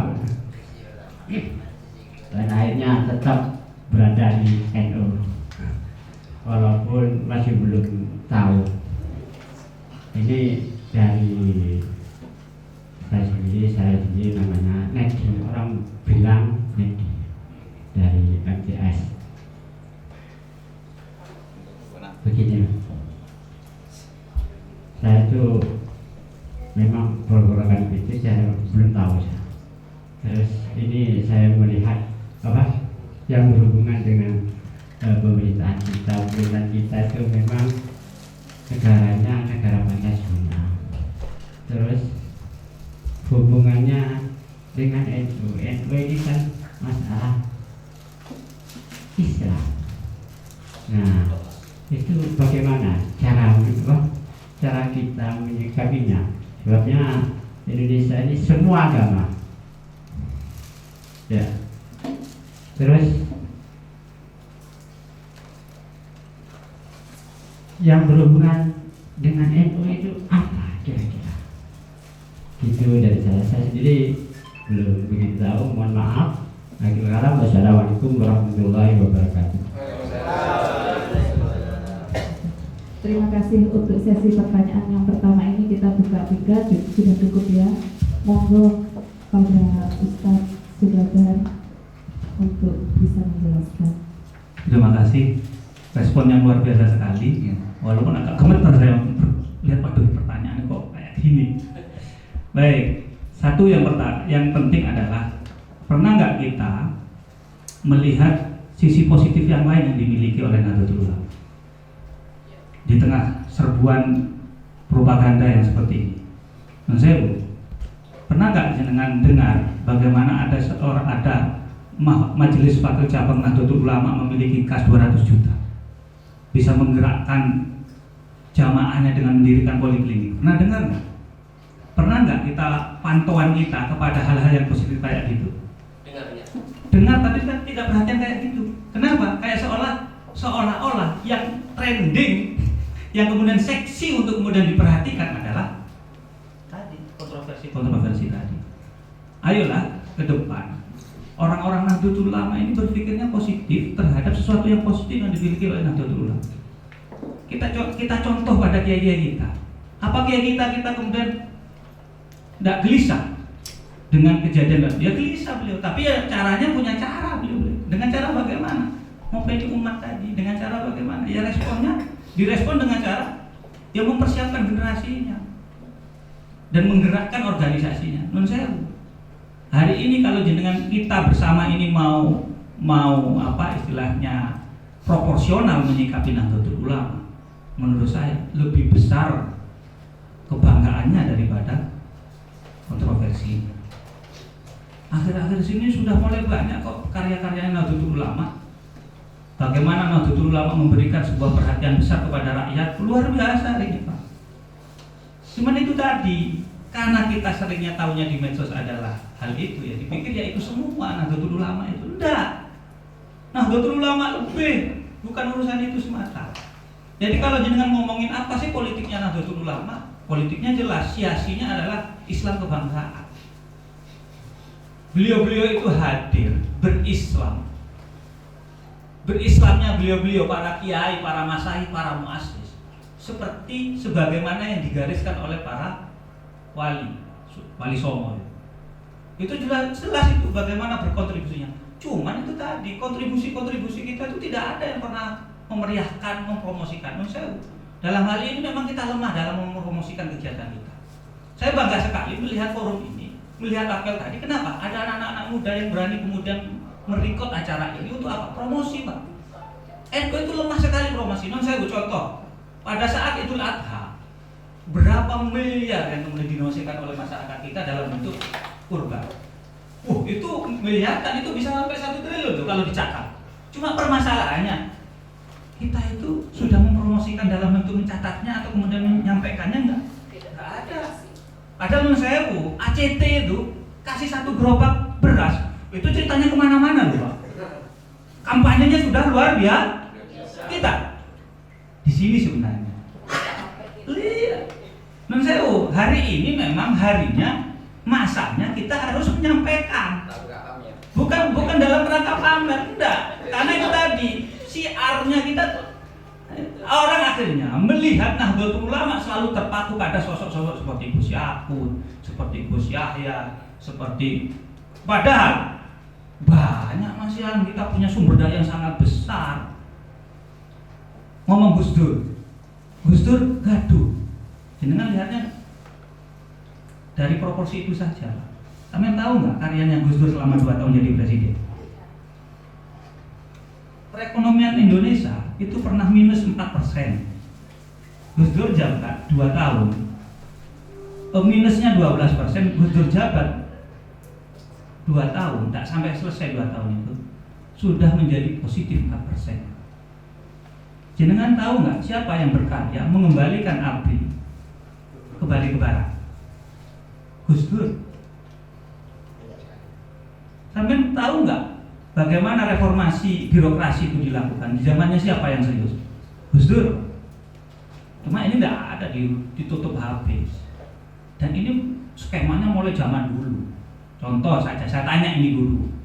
Jenengan kalau ngomong sejarah kebangsaan, yang menyobek bendera di Hotel Yamato itu siapa? Pasti orang yang bilang, di sejarah, orang ada Surabaya, netral seolah-olah. Iya bang? Hasil terbaru dinyatakan bahwasanya yang menyobek bendera itu adalah Arek Ansor Gubeng Surabaya. Kemana kemudian Ansor Gubengnya? Ditutup habis Pak. Siapa yang melakukan itu? Ya kelompok-kelompok yang gak suka NU. Dan itu cara mereka, karya-karya kita coba ditutup habis. Dimunculkanlah kontroversi. Saya di PCM Kabupaten Pasuruan diamanahi untuk memimpin media center Nahdlatul Ulama. Anak-anak muda itu sering bilang, Cak, kalau YouTube-nya pingin cepet ya buat acara-acara yang kontroversi. tak bilang sama mereka, di dalam Nahdlatul Ulama tidak kenal yang namanya kontroversi. Garis kita adalah garis kebaikan, maka jangan macam-macam membuat konten yang aneh-aneh di dalam nama Nahdlatul Ulama. Jujur saya sampaikan gitu. Loh, terus bagaimana kita kalau mau berkompetisi di medsos kayak ini? Buat konten sebanyak-banyaknya, produksi sesuatu sebanyak-banyaknya yang positif, insya Allah orang akan lihat sendiri nanti. Loh, itu saja sebenarnya. Melawan kontroversi itu sebenarnya apa? Buat kebaikan yang sebanyak-banyaknya. Dari siapa? Pribadi Nahdlatul Ulama. Saya yakin kalau orang kemudian semakin orang bergerak positif untuk Nahdlatul Ulama, orang sudah akan melihatnya Nahdlatul Ulama. Nah, saya cerita lagi. Ada santri Sidogiri kedatangan, kalau pernah ke Pasuruan itu ada namanya Pondok Sabilul Mutakin, pondoknya Kiai Abdurrahman Syakur. Punya putra namanya Kiai Nawawi, Gus Nawawi Abdurrahman Syakur. Ya, mantan Rois Suriah PCNU. Nah ini beliau kan sudah meninggal ya, namanya Kiai Abdurrahman Syakur. Sekarang yang menjadi pengasuh putranya. Putranya Kiai Abdurrahman Syakur suatu ketika berangkat ke daerah Tutur.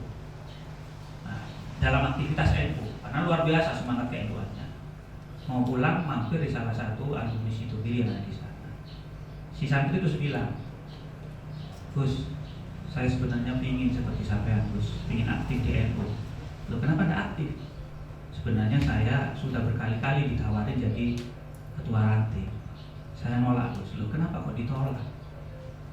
Gus, saya itu melihat kondisi NU sekarang itu kok kayak gitu, aneh-aneh, kontroversi. Ya, terus ditanya si alumni, jenengan tahunya itu dari siapa?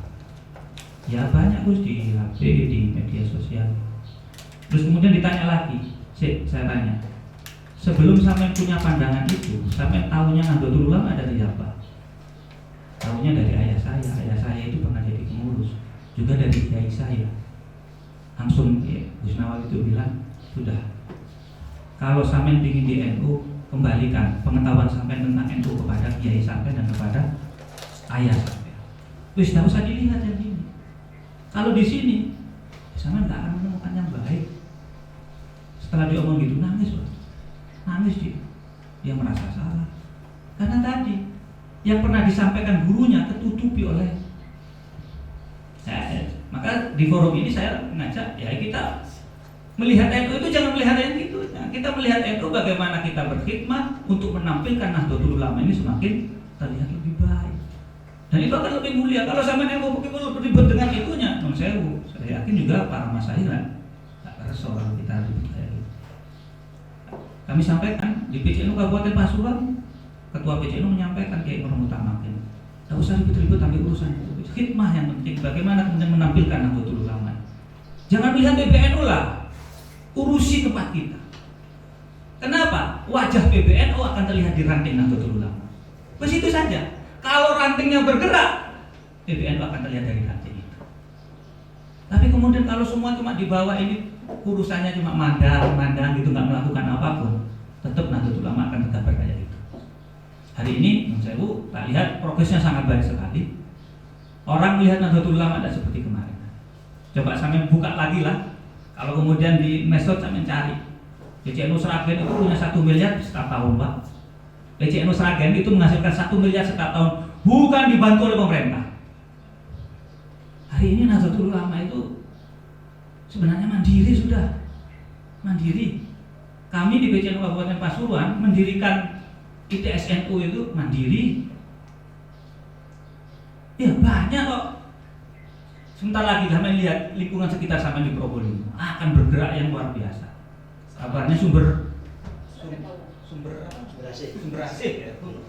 Kalau tidak salah itu sudah siap mendirikan kantor. Kelasnya MWC ini. Dan dikasih Pak Camat loh, Pak. Kalau kita sudah jadi, Pak. Lah, ya tinggal apa yang belum? Kliniknya.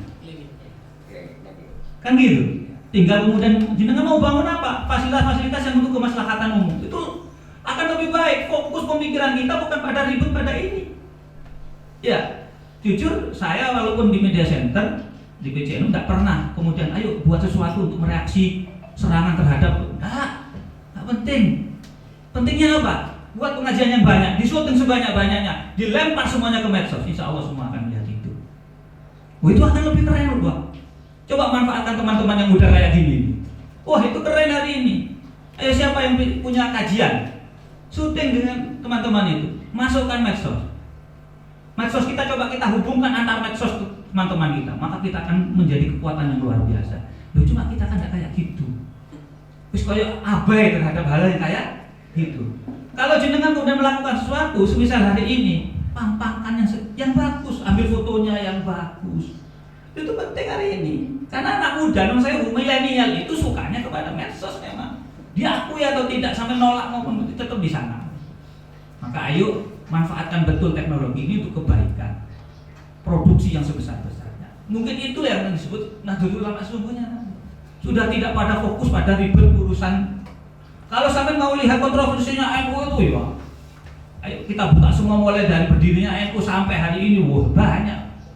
Tapi kontroversi itu ternyata ketika dibuka di akhir, ternyata ada sesuatu yang kemudian luar biasa masalahnya. Contoh, ketika NU rame-rame menerima asas tunggal, apa enggak? Goncang jagat raya ini. NU keluar dari Masumi. Jangankan sampai sebagai santrinya misal, ada kiai yang nggak suka dengan itu, ada. Dan jelas ternyata ketika keluar dari Masumi, apa dampaknya? NU udah bubar, Pak. Coba waktu itu tetap ada di Masumi, ikut bubar Nahdlatul Ulama, ikut bubar Nahdlatul Ulama. Dan fakta sejarah di Republik ini, kalau ada organisasi itu sudah dibubarkan, nggak bisa bangkit, Pak. Nggak bisa kemudian kembali. Itu bayangin gitu.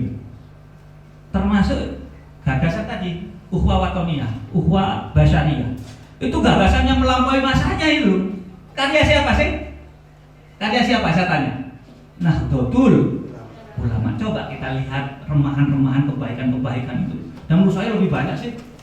Lebih banyak. Hari ini ketimbang ngomongin tentang kontroversi tadi, lebih enak saya ngerasain tentang bagaimana kabarnya ranting A, bagaimana kabarnya ranting B. Aktivitas di medsosnya luar biasa. Teman-teman pengajiannya orang-orang kampung itu di live streaming, wah dahsyat lagi, menggembirakan ini. Akhirnya kemudian orang di luar tahu kenal yang namanya Fathul Mu'in, orang di luar kenal yang namanya Fathul Qorib, Fathul Wahab, sampai kenal yang namanya Fathul Izzah. Cocok. Ngaji Fathul Izzah ini menarik memang. Jadi itu menurut saya. Jadi fokus kita ke depan lebih pada yang kalau dikatakan doktrin di kami dulu di PMI adalah optimisme transendental. Hidup kita ke depan ini bahagia, melihatnya selalu optimis. Kenapa kok optimis? Karena kita punya Tuhan. Saya melihat kajiannya Gus Bahak itu, optimis banget beliau itu. Enak apa enggak kira-kira? Bagi orang kampung yang merasa dulunya, waduh koyo aneh, aduh enak surga. Ikut Gus Bahak, kayak deket banget. Kan gitu. Kenapa? Perspektifnya adalah optimisme. Cara berpikirnya optimis. Dan saya lihat seluruh kiai-kiai kita itu semua, Pak. Tak ada kiai-kiai kita yang optimis niku. Makanya menyenangkan hidupnya. Walaupun kalau ditanya, rata-rata langsung punya uang enggak? Saya punya kiai di Pasuruan namanya Kiai Sulwati Abu Amar. Putranya Kiai Abu Amar Khotib. Tak punya dompet, Pak. Tak punya uang. Tapi bangun masjid di mana-mana. Dapat dari mana? Kita tidak tahu, yang penting kan positif, optimis, melakukan sesuatu yang baik. Itu yang didoktrinkan sama putra-putranya. Ini kami mau adakan apel besok, Pak. Konsumsi, saya bilang, nggih pasukan jenengan Gus, tak gitu kan. Siap. Punya masa dan luar biasa. Dibagi pedagang, ada yang nyumbang tempe, ada yang nyumbang tahu, ada yang nyumbang sayur. Itu artinya banyak orang yang masih yakin terhadap kesaktian Nahdlatul Ulama. Dan itu tadi. Ini loh semangatnya ini loh, saya suka banget gitu loh semangatnya kiai-kiai kita itu. Sangat positif, sangat optimis, tidak ada kemudian keraguan. Ini kok ya apa? Tidak ada. NU ini ke depan bagaimana? Tidak, yang dipikirkan apa? Melakukan sesuatu, bergerak, beraktivitas. Ya, kenapa? Ini penting ini lagi. Di NU itu ada istilah ini, yang mati hidup, yang hidup mati. Artinya apa? Yang mati, seperti saya ini. Walaupun katanya instruksi, mati loh. Kenapa? Tidak punya dampak. Apa dampak saya? Tidak ada. Apa sih jasanya terhadap NU? Tidak ada. Tidak ada. Kenapa? Coba kita lihat kepada bandingkan dengan contoh Mbah Hamid. Beliau meninggal, tapi masih hidup. Buktinya apa? Yang datang ke alun-alun Pasuruan itu karena alun-alunnya, karena masjidnya, karena pesarean di belakang masjid itu. Artinya orang datang ke sana karena ada pesarean itu. Artinya itu masih hidup, menggerakkan ekonomi Pasuruan dengan luar biasa. Nah, NU, beliau ini masih hidup ngurusin Nahdlatul Ulama dan memastikan arah gerak Nahdlatul Ulama tetap di jalur yang digariskan oleh Mbak Khalil Bangkalan dan Mbak Yahya Masari. Kenapa? Karena Mbah Hasim masih hidup ngurusi. Pengurusnya bagaimana? Mati, Pak. Lalu pengurus ranting atau pengurus PCNU, namanya pengurus harian, datangnya 5 tahun sekali.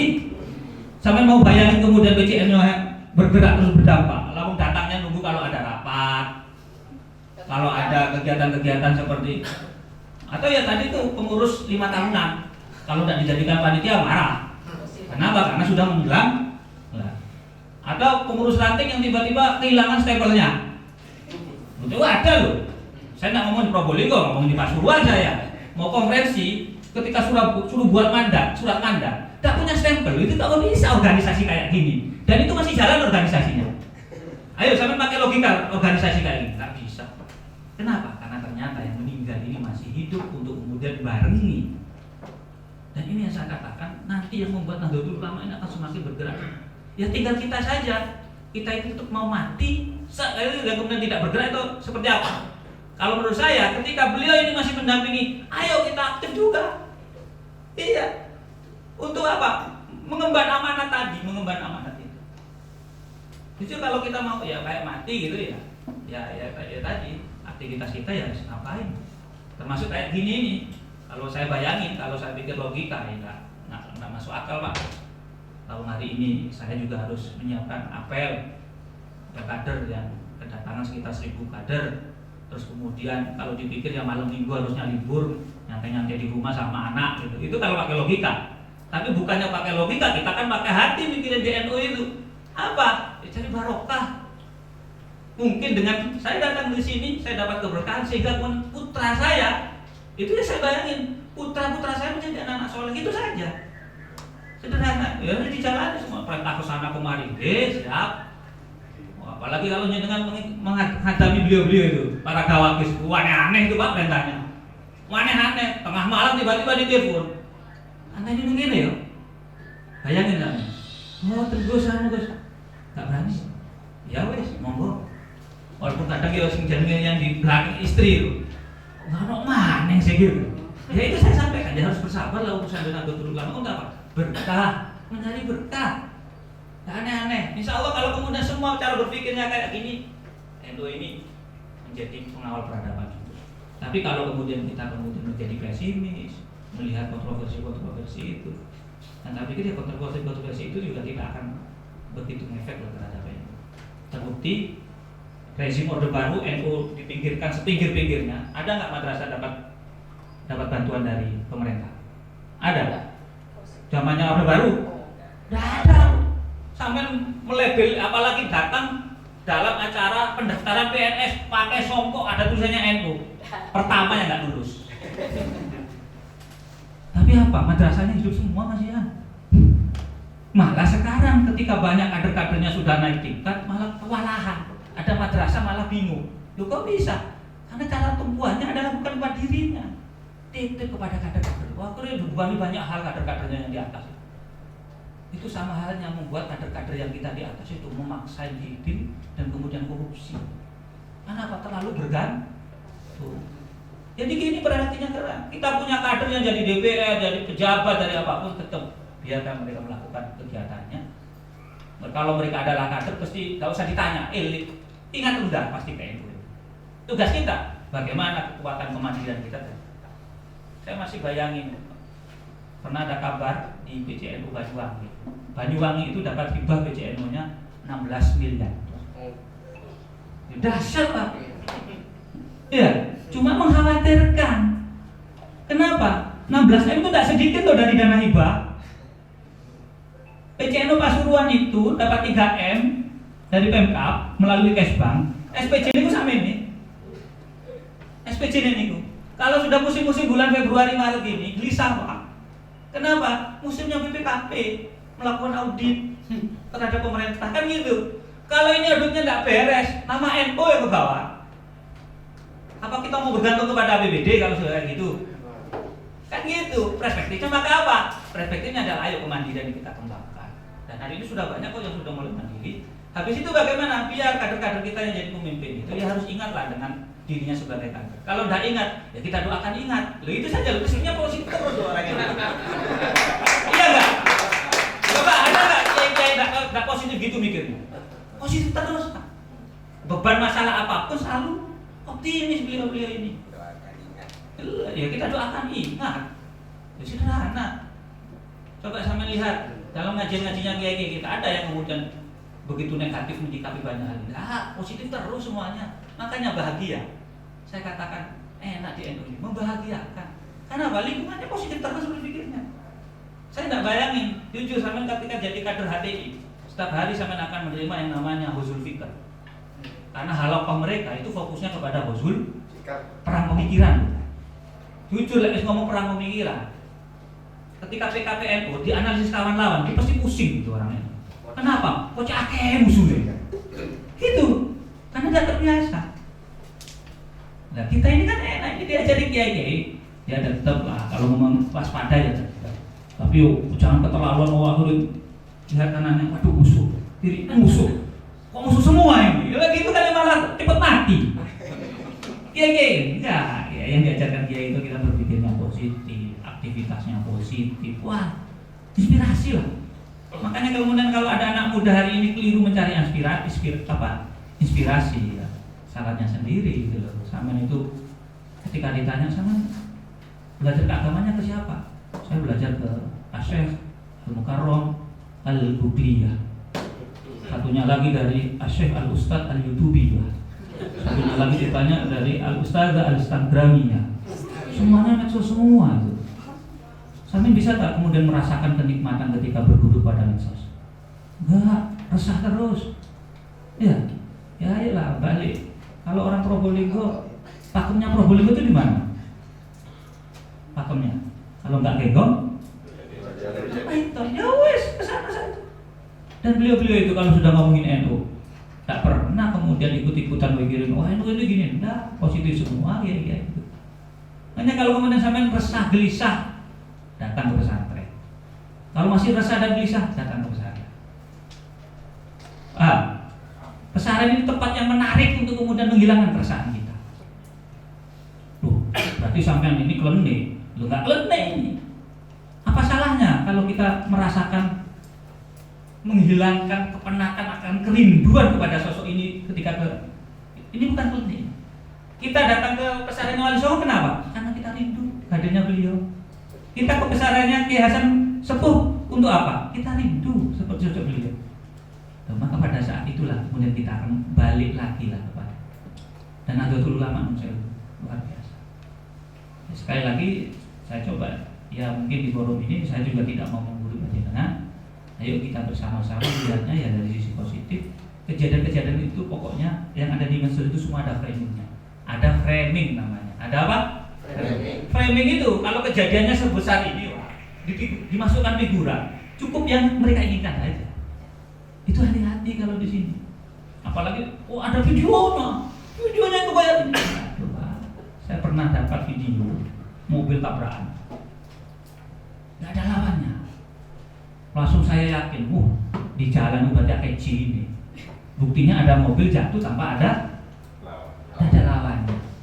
Sebulan kemudian, saya dapat video tutorial cara membuat video yang pertama. Pinter-pinter kayak gini. Video yang tadi ada mobil, ada barangnya tiba-tiba hilang. Jadi mobil yang nabrak tadi tiba seolah-olah tidak nabrak mobil. Itu satu. Kalau urusan cuma membuat propaganda itu ya, kalau saya mau nuruti, Suriah buktinya. Kalau mau saya menuruti, Libya buktinya. Ya sampai coba lihatlah ke sana bagaimana kondisinya hari ini. Dan alhamdulillah di Indonesia masih aman. Walaupun bertubi-tubi kayak gitu. Kita masih aman, Masih aman. Saya katakan tadi orang kemudian mau masuk masjid ketika di Suriah gelisah, di Mesir cuma sama. Kalau di Irak kami dapat peta kejadian bom itu. Hampir di seluruh titik di kota Irak itu sudah pernah kejadian bom. Ini kenapa? Makanya sudah saatnya orang-orang di luar sana belajar ke Indonesia. Kenapa? Di Indonesia ini ada yang punya candi besar, hancur. Candi Borobudur hancur. Tak malah jadikan tempat selfie. Berubah akidahnya. Enggak. Luar biasa. Ini loh yang ayolah kita lihat positif ini untuk membangkitkan semangat kita untuk kemudian khidmah. Kalau sudah semacam itu senang khidmah ini. Senang kumpul ketemu panjenengan semua, dapat saudara sudah. Saya yakin tiba-tiba nanti saya ke Probolinggo ketemu jenengan di jalan-jalan. Itu pastinya apa? Enaknya apa disapa di tengah jalan oleh orang yang di tempat orang kita asing sebenarnya. Itu luar biasa, Pak. Disapa orang, tuh kok isu kayak itu. Jujur di forum ini tiba-tiba saya punya senior yang mengupload kegiatan ini dan ternyata alumni STKI ada di belakang sini. Karena apa? Ya karena saya silaturahmi. Saya bilang ya Allah ternyata ada senior saya di sini. Ya, nah, ini bagian dari yang menyenangkan menurut saya. Sekali lagi menyenangkan dan mohon maaf ya. Ini kalau saya bilang, wah ini cuma alibi, terserah jenengan. Tapi saya menyenangi kegiatan ini karena saya berada di Nahdlatul Ulama dan saya perspektif saya terhadap Nahdlatul Ulama hari ini Nahdlatul Ulama sedang pada posisi lagi on fire, di mana-mana orang membicarakan Nahdlatul Ulama. Di lingkungan kita sebenarnya sudah mulai banyak membaca Nahdlatul Ulama karena positifnya, punya rumah sakit, punya kampus. Sekolah-sekolah berprestasi di lingkungan NU sekarang banyak. Kami tahu sendiri kalau guru ya. Kami kalau datang ke Gresik itu ada sekolah Ma'arif SMA itu kalau tidak salah terbaik itu. Itu kan membanggakan. Coba bandingkan dengan 10 tahun atau 12 tahun atau 20 tahun kemarin. Ya kayak kita kapan sih ini nyalep tetangga sebelah ini? Ya. Kalau kita sekarang sudah di depannya. Unisma itu sudah di atasnya BUMN. Unisma itu kalau ngomong kampus terbaik itu sudah di atasnya Universitas Muhammadiyah Malang. Padahal beberapa tahun yang lalu. Ini hal-hal yang positif menurut saya yang kemudian harus disyukuri. Bentuk syukurnya bagaimana? Aktif di NU, aktif di Pergunu. Kalau sudah aktif kayak gini, saya pikir ke depan akan ada prestasi-prestasi yang lain. Yang paling simpel tadi contoh. Sampean bayangin lah orang NU itu jarang punya paduan suara yang rapi gitu, acaranya keren. Ini baru tadi lihat, ternyata ya walaupun dibuat kayak gini acaranya ya keren.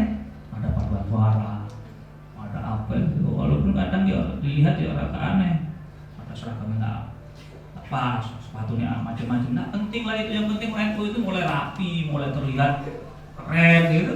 Ini yang penting. Saya belum tahu ini nanti hasil editannya teman-teman ini. Kalau sudah diedit itu tambah bagus lagi nih, Pak. Karena mereka ini pinter ngedit ini. Makanya kan sejujurnya wajah kita ke depan itu apa katanya konten kreator tadi. Ya. Makanya sekarang ngopeni yang ini, Pak. Yang muda-muda ini yang penting. Kalau mereka semisal diambil orang lain, nggak tahu saya. Maka mereka yang harus jawab ini. Saya di kabupaten, saya kumpul dengan anak-anak muda itu. Saya motivasi terus. Sampai saking teman-teman motivasi mereka buat grup WA namanya Kaplingan Surga. Kenapa? Tak bilangin. Bayangin sama jadi media center sama PCN itu tidak dibelikan kayak gini, tidak dibelikan Pak. Pokoknya ditugasi sama Kiai, kembangkan media center.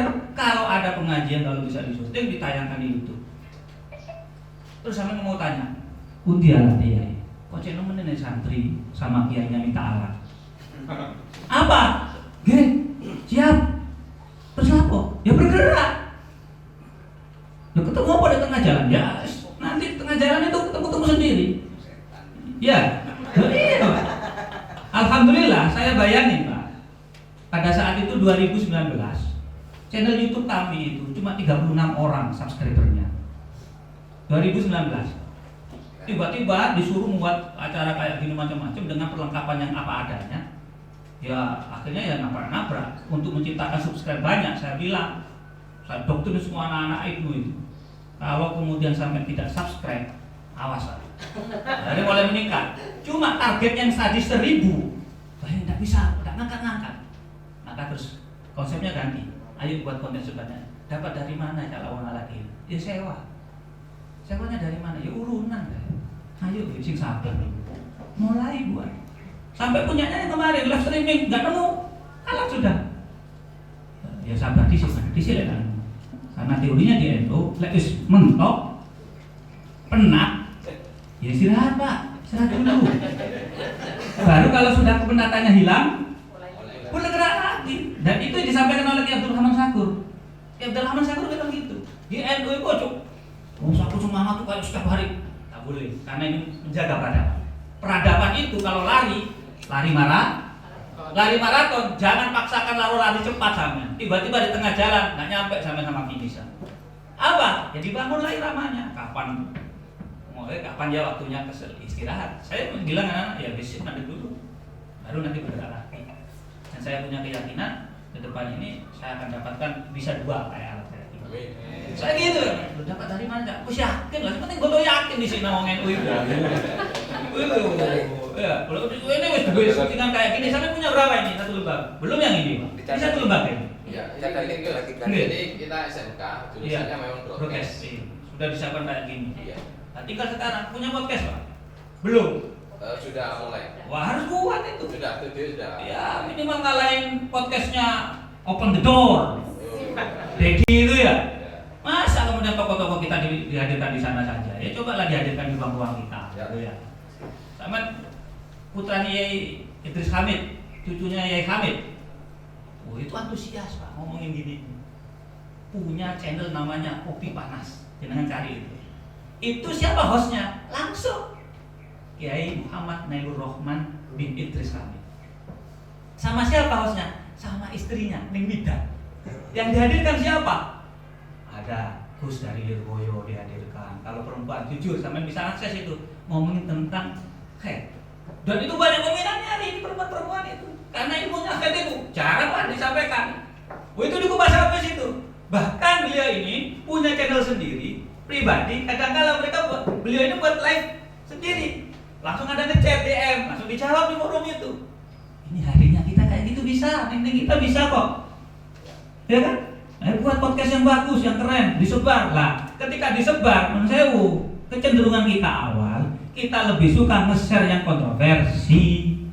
Kedepan diganti Pak. Kalau ini produknya anak didik kita, itu yang harus antusias untuk kita kembangkan. Kalau anak didik kita, ini loh hasilnya jadi. Cepet-cepetan nge-share kalau bisa. Kalau kemudian dari orang lain, walaupun itu menyenang, kontroversi tadi, nggak usah di-share, ngapain kok? Nggak tahu kita ini produknya siapa, karena tahu. Dalam ini ngomong miroi di era medsos itu gitu harusnya. Miroinya ya, jadi jangan gampang nge-share. Kita ini tak senengnya, jempolnya itu bergerak gitu. Jujur ya, Pasaran kemarin ada channel namanya Amazing Pasuruan Pak. Waduh, namanya Amazing Pasuruan. Nah, namanya sama dengan Mas Awi. Iya, tiba-tiba ditangkap Polda. Kenapa? Isinya channelnya itu marah-marah terus, kontroversi terus. Tapi bener, itu lah ngomong dari duit dari YouTube dapat banyak Pak. Dapat banyak sekali kok. Posting kontroversi, penontonnya itu pasti minimal 1000. Viewernya itu pasti gitu. Maka kemudian cepet dapat uang dari YouTube, menjadi kerjaan sendiri itu. Jadi YouTuber. Tapi tiba-tiba ketika ditangkap sama Polda ada orang komentar gimana? Saya bilang sudah pas lah dengan hasil dari monetisasi. Ngapain aja YouTube-nya dipakai cari kayak gitu ya? Sudah pas lah dapat mungkin nanti kayaknya bisa dibuat ngeluarin gitu nanti. Makanya hati-hati betul. Bagi anak-anak muda konselnya di situ seneng Mas.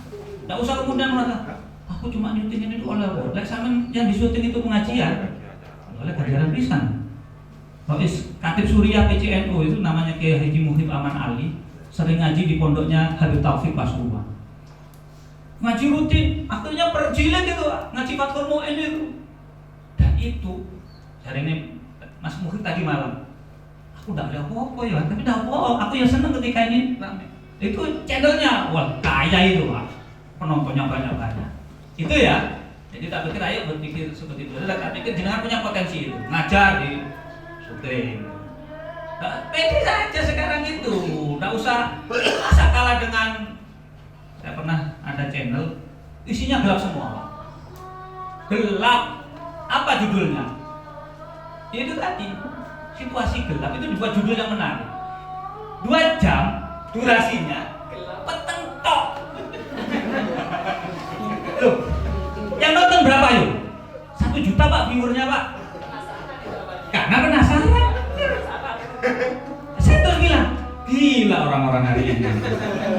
Saya coba bayangin kalau semisal acara kiai kita yang nonton sebanyak itu, masya Allah, dakwah kiai kita akan luar biasa. Hari ini batuknya si Atta batuk di video Pak, di video masuk ke YouTube minimal 1 juta orang. Karena apa? Subscribe-nya si Atta itu sudah 10 jutaan. Coba lah bayangin kiai kita mulia apa enggak kalau kita bayangin kayak gitu? Coba kayak gitu saja. Kita punya kiai, walaupun kiai kampung, sekiranya penontonnya 1 juta. Itu akan lebih menarik. Seneng. Makanya ngurusi media itu hari ini seneng. Karena tantangannya sangat besar.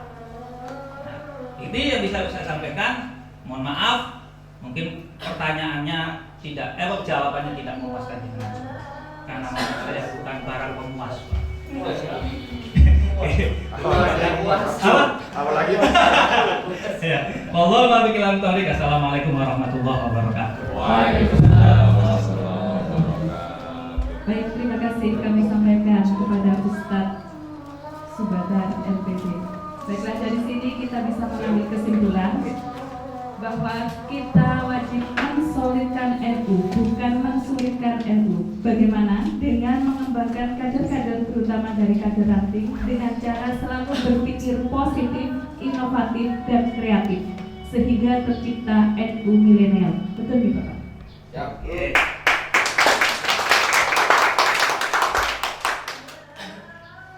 Muhammad. Baiklah, untuk acara selanjutnya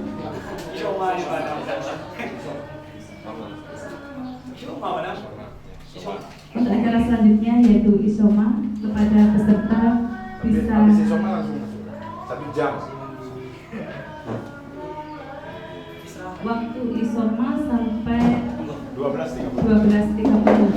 12.30 pas diharapkan menempati ruangan kembali ya Bapak Ibu ya, biar acara cepat selesai. Sholat dulu, baru makannya di bawah dulu. Makan dulu, Pak. Makan dulu berdua. Kotanya itu nomor 2. Kita makan Masa makan baru singkong ternyata di heboh. Kita kan kada kir-pikiran. Mau makan di lantai bawah, di bawahnya sini. Bersitong kali mana? Nangkung.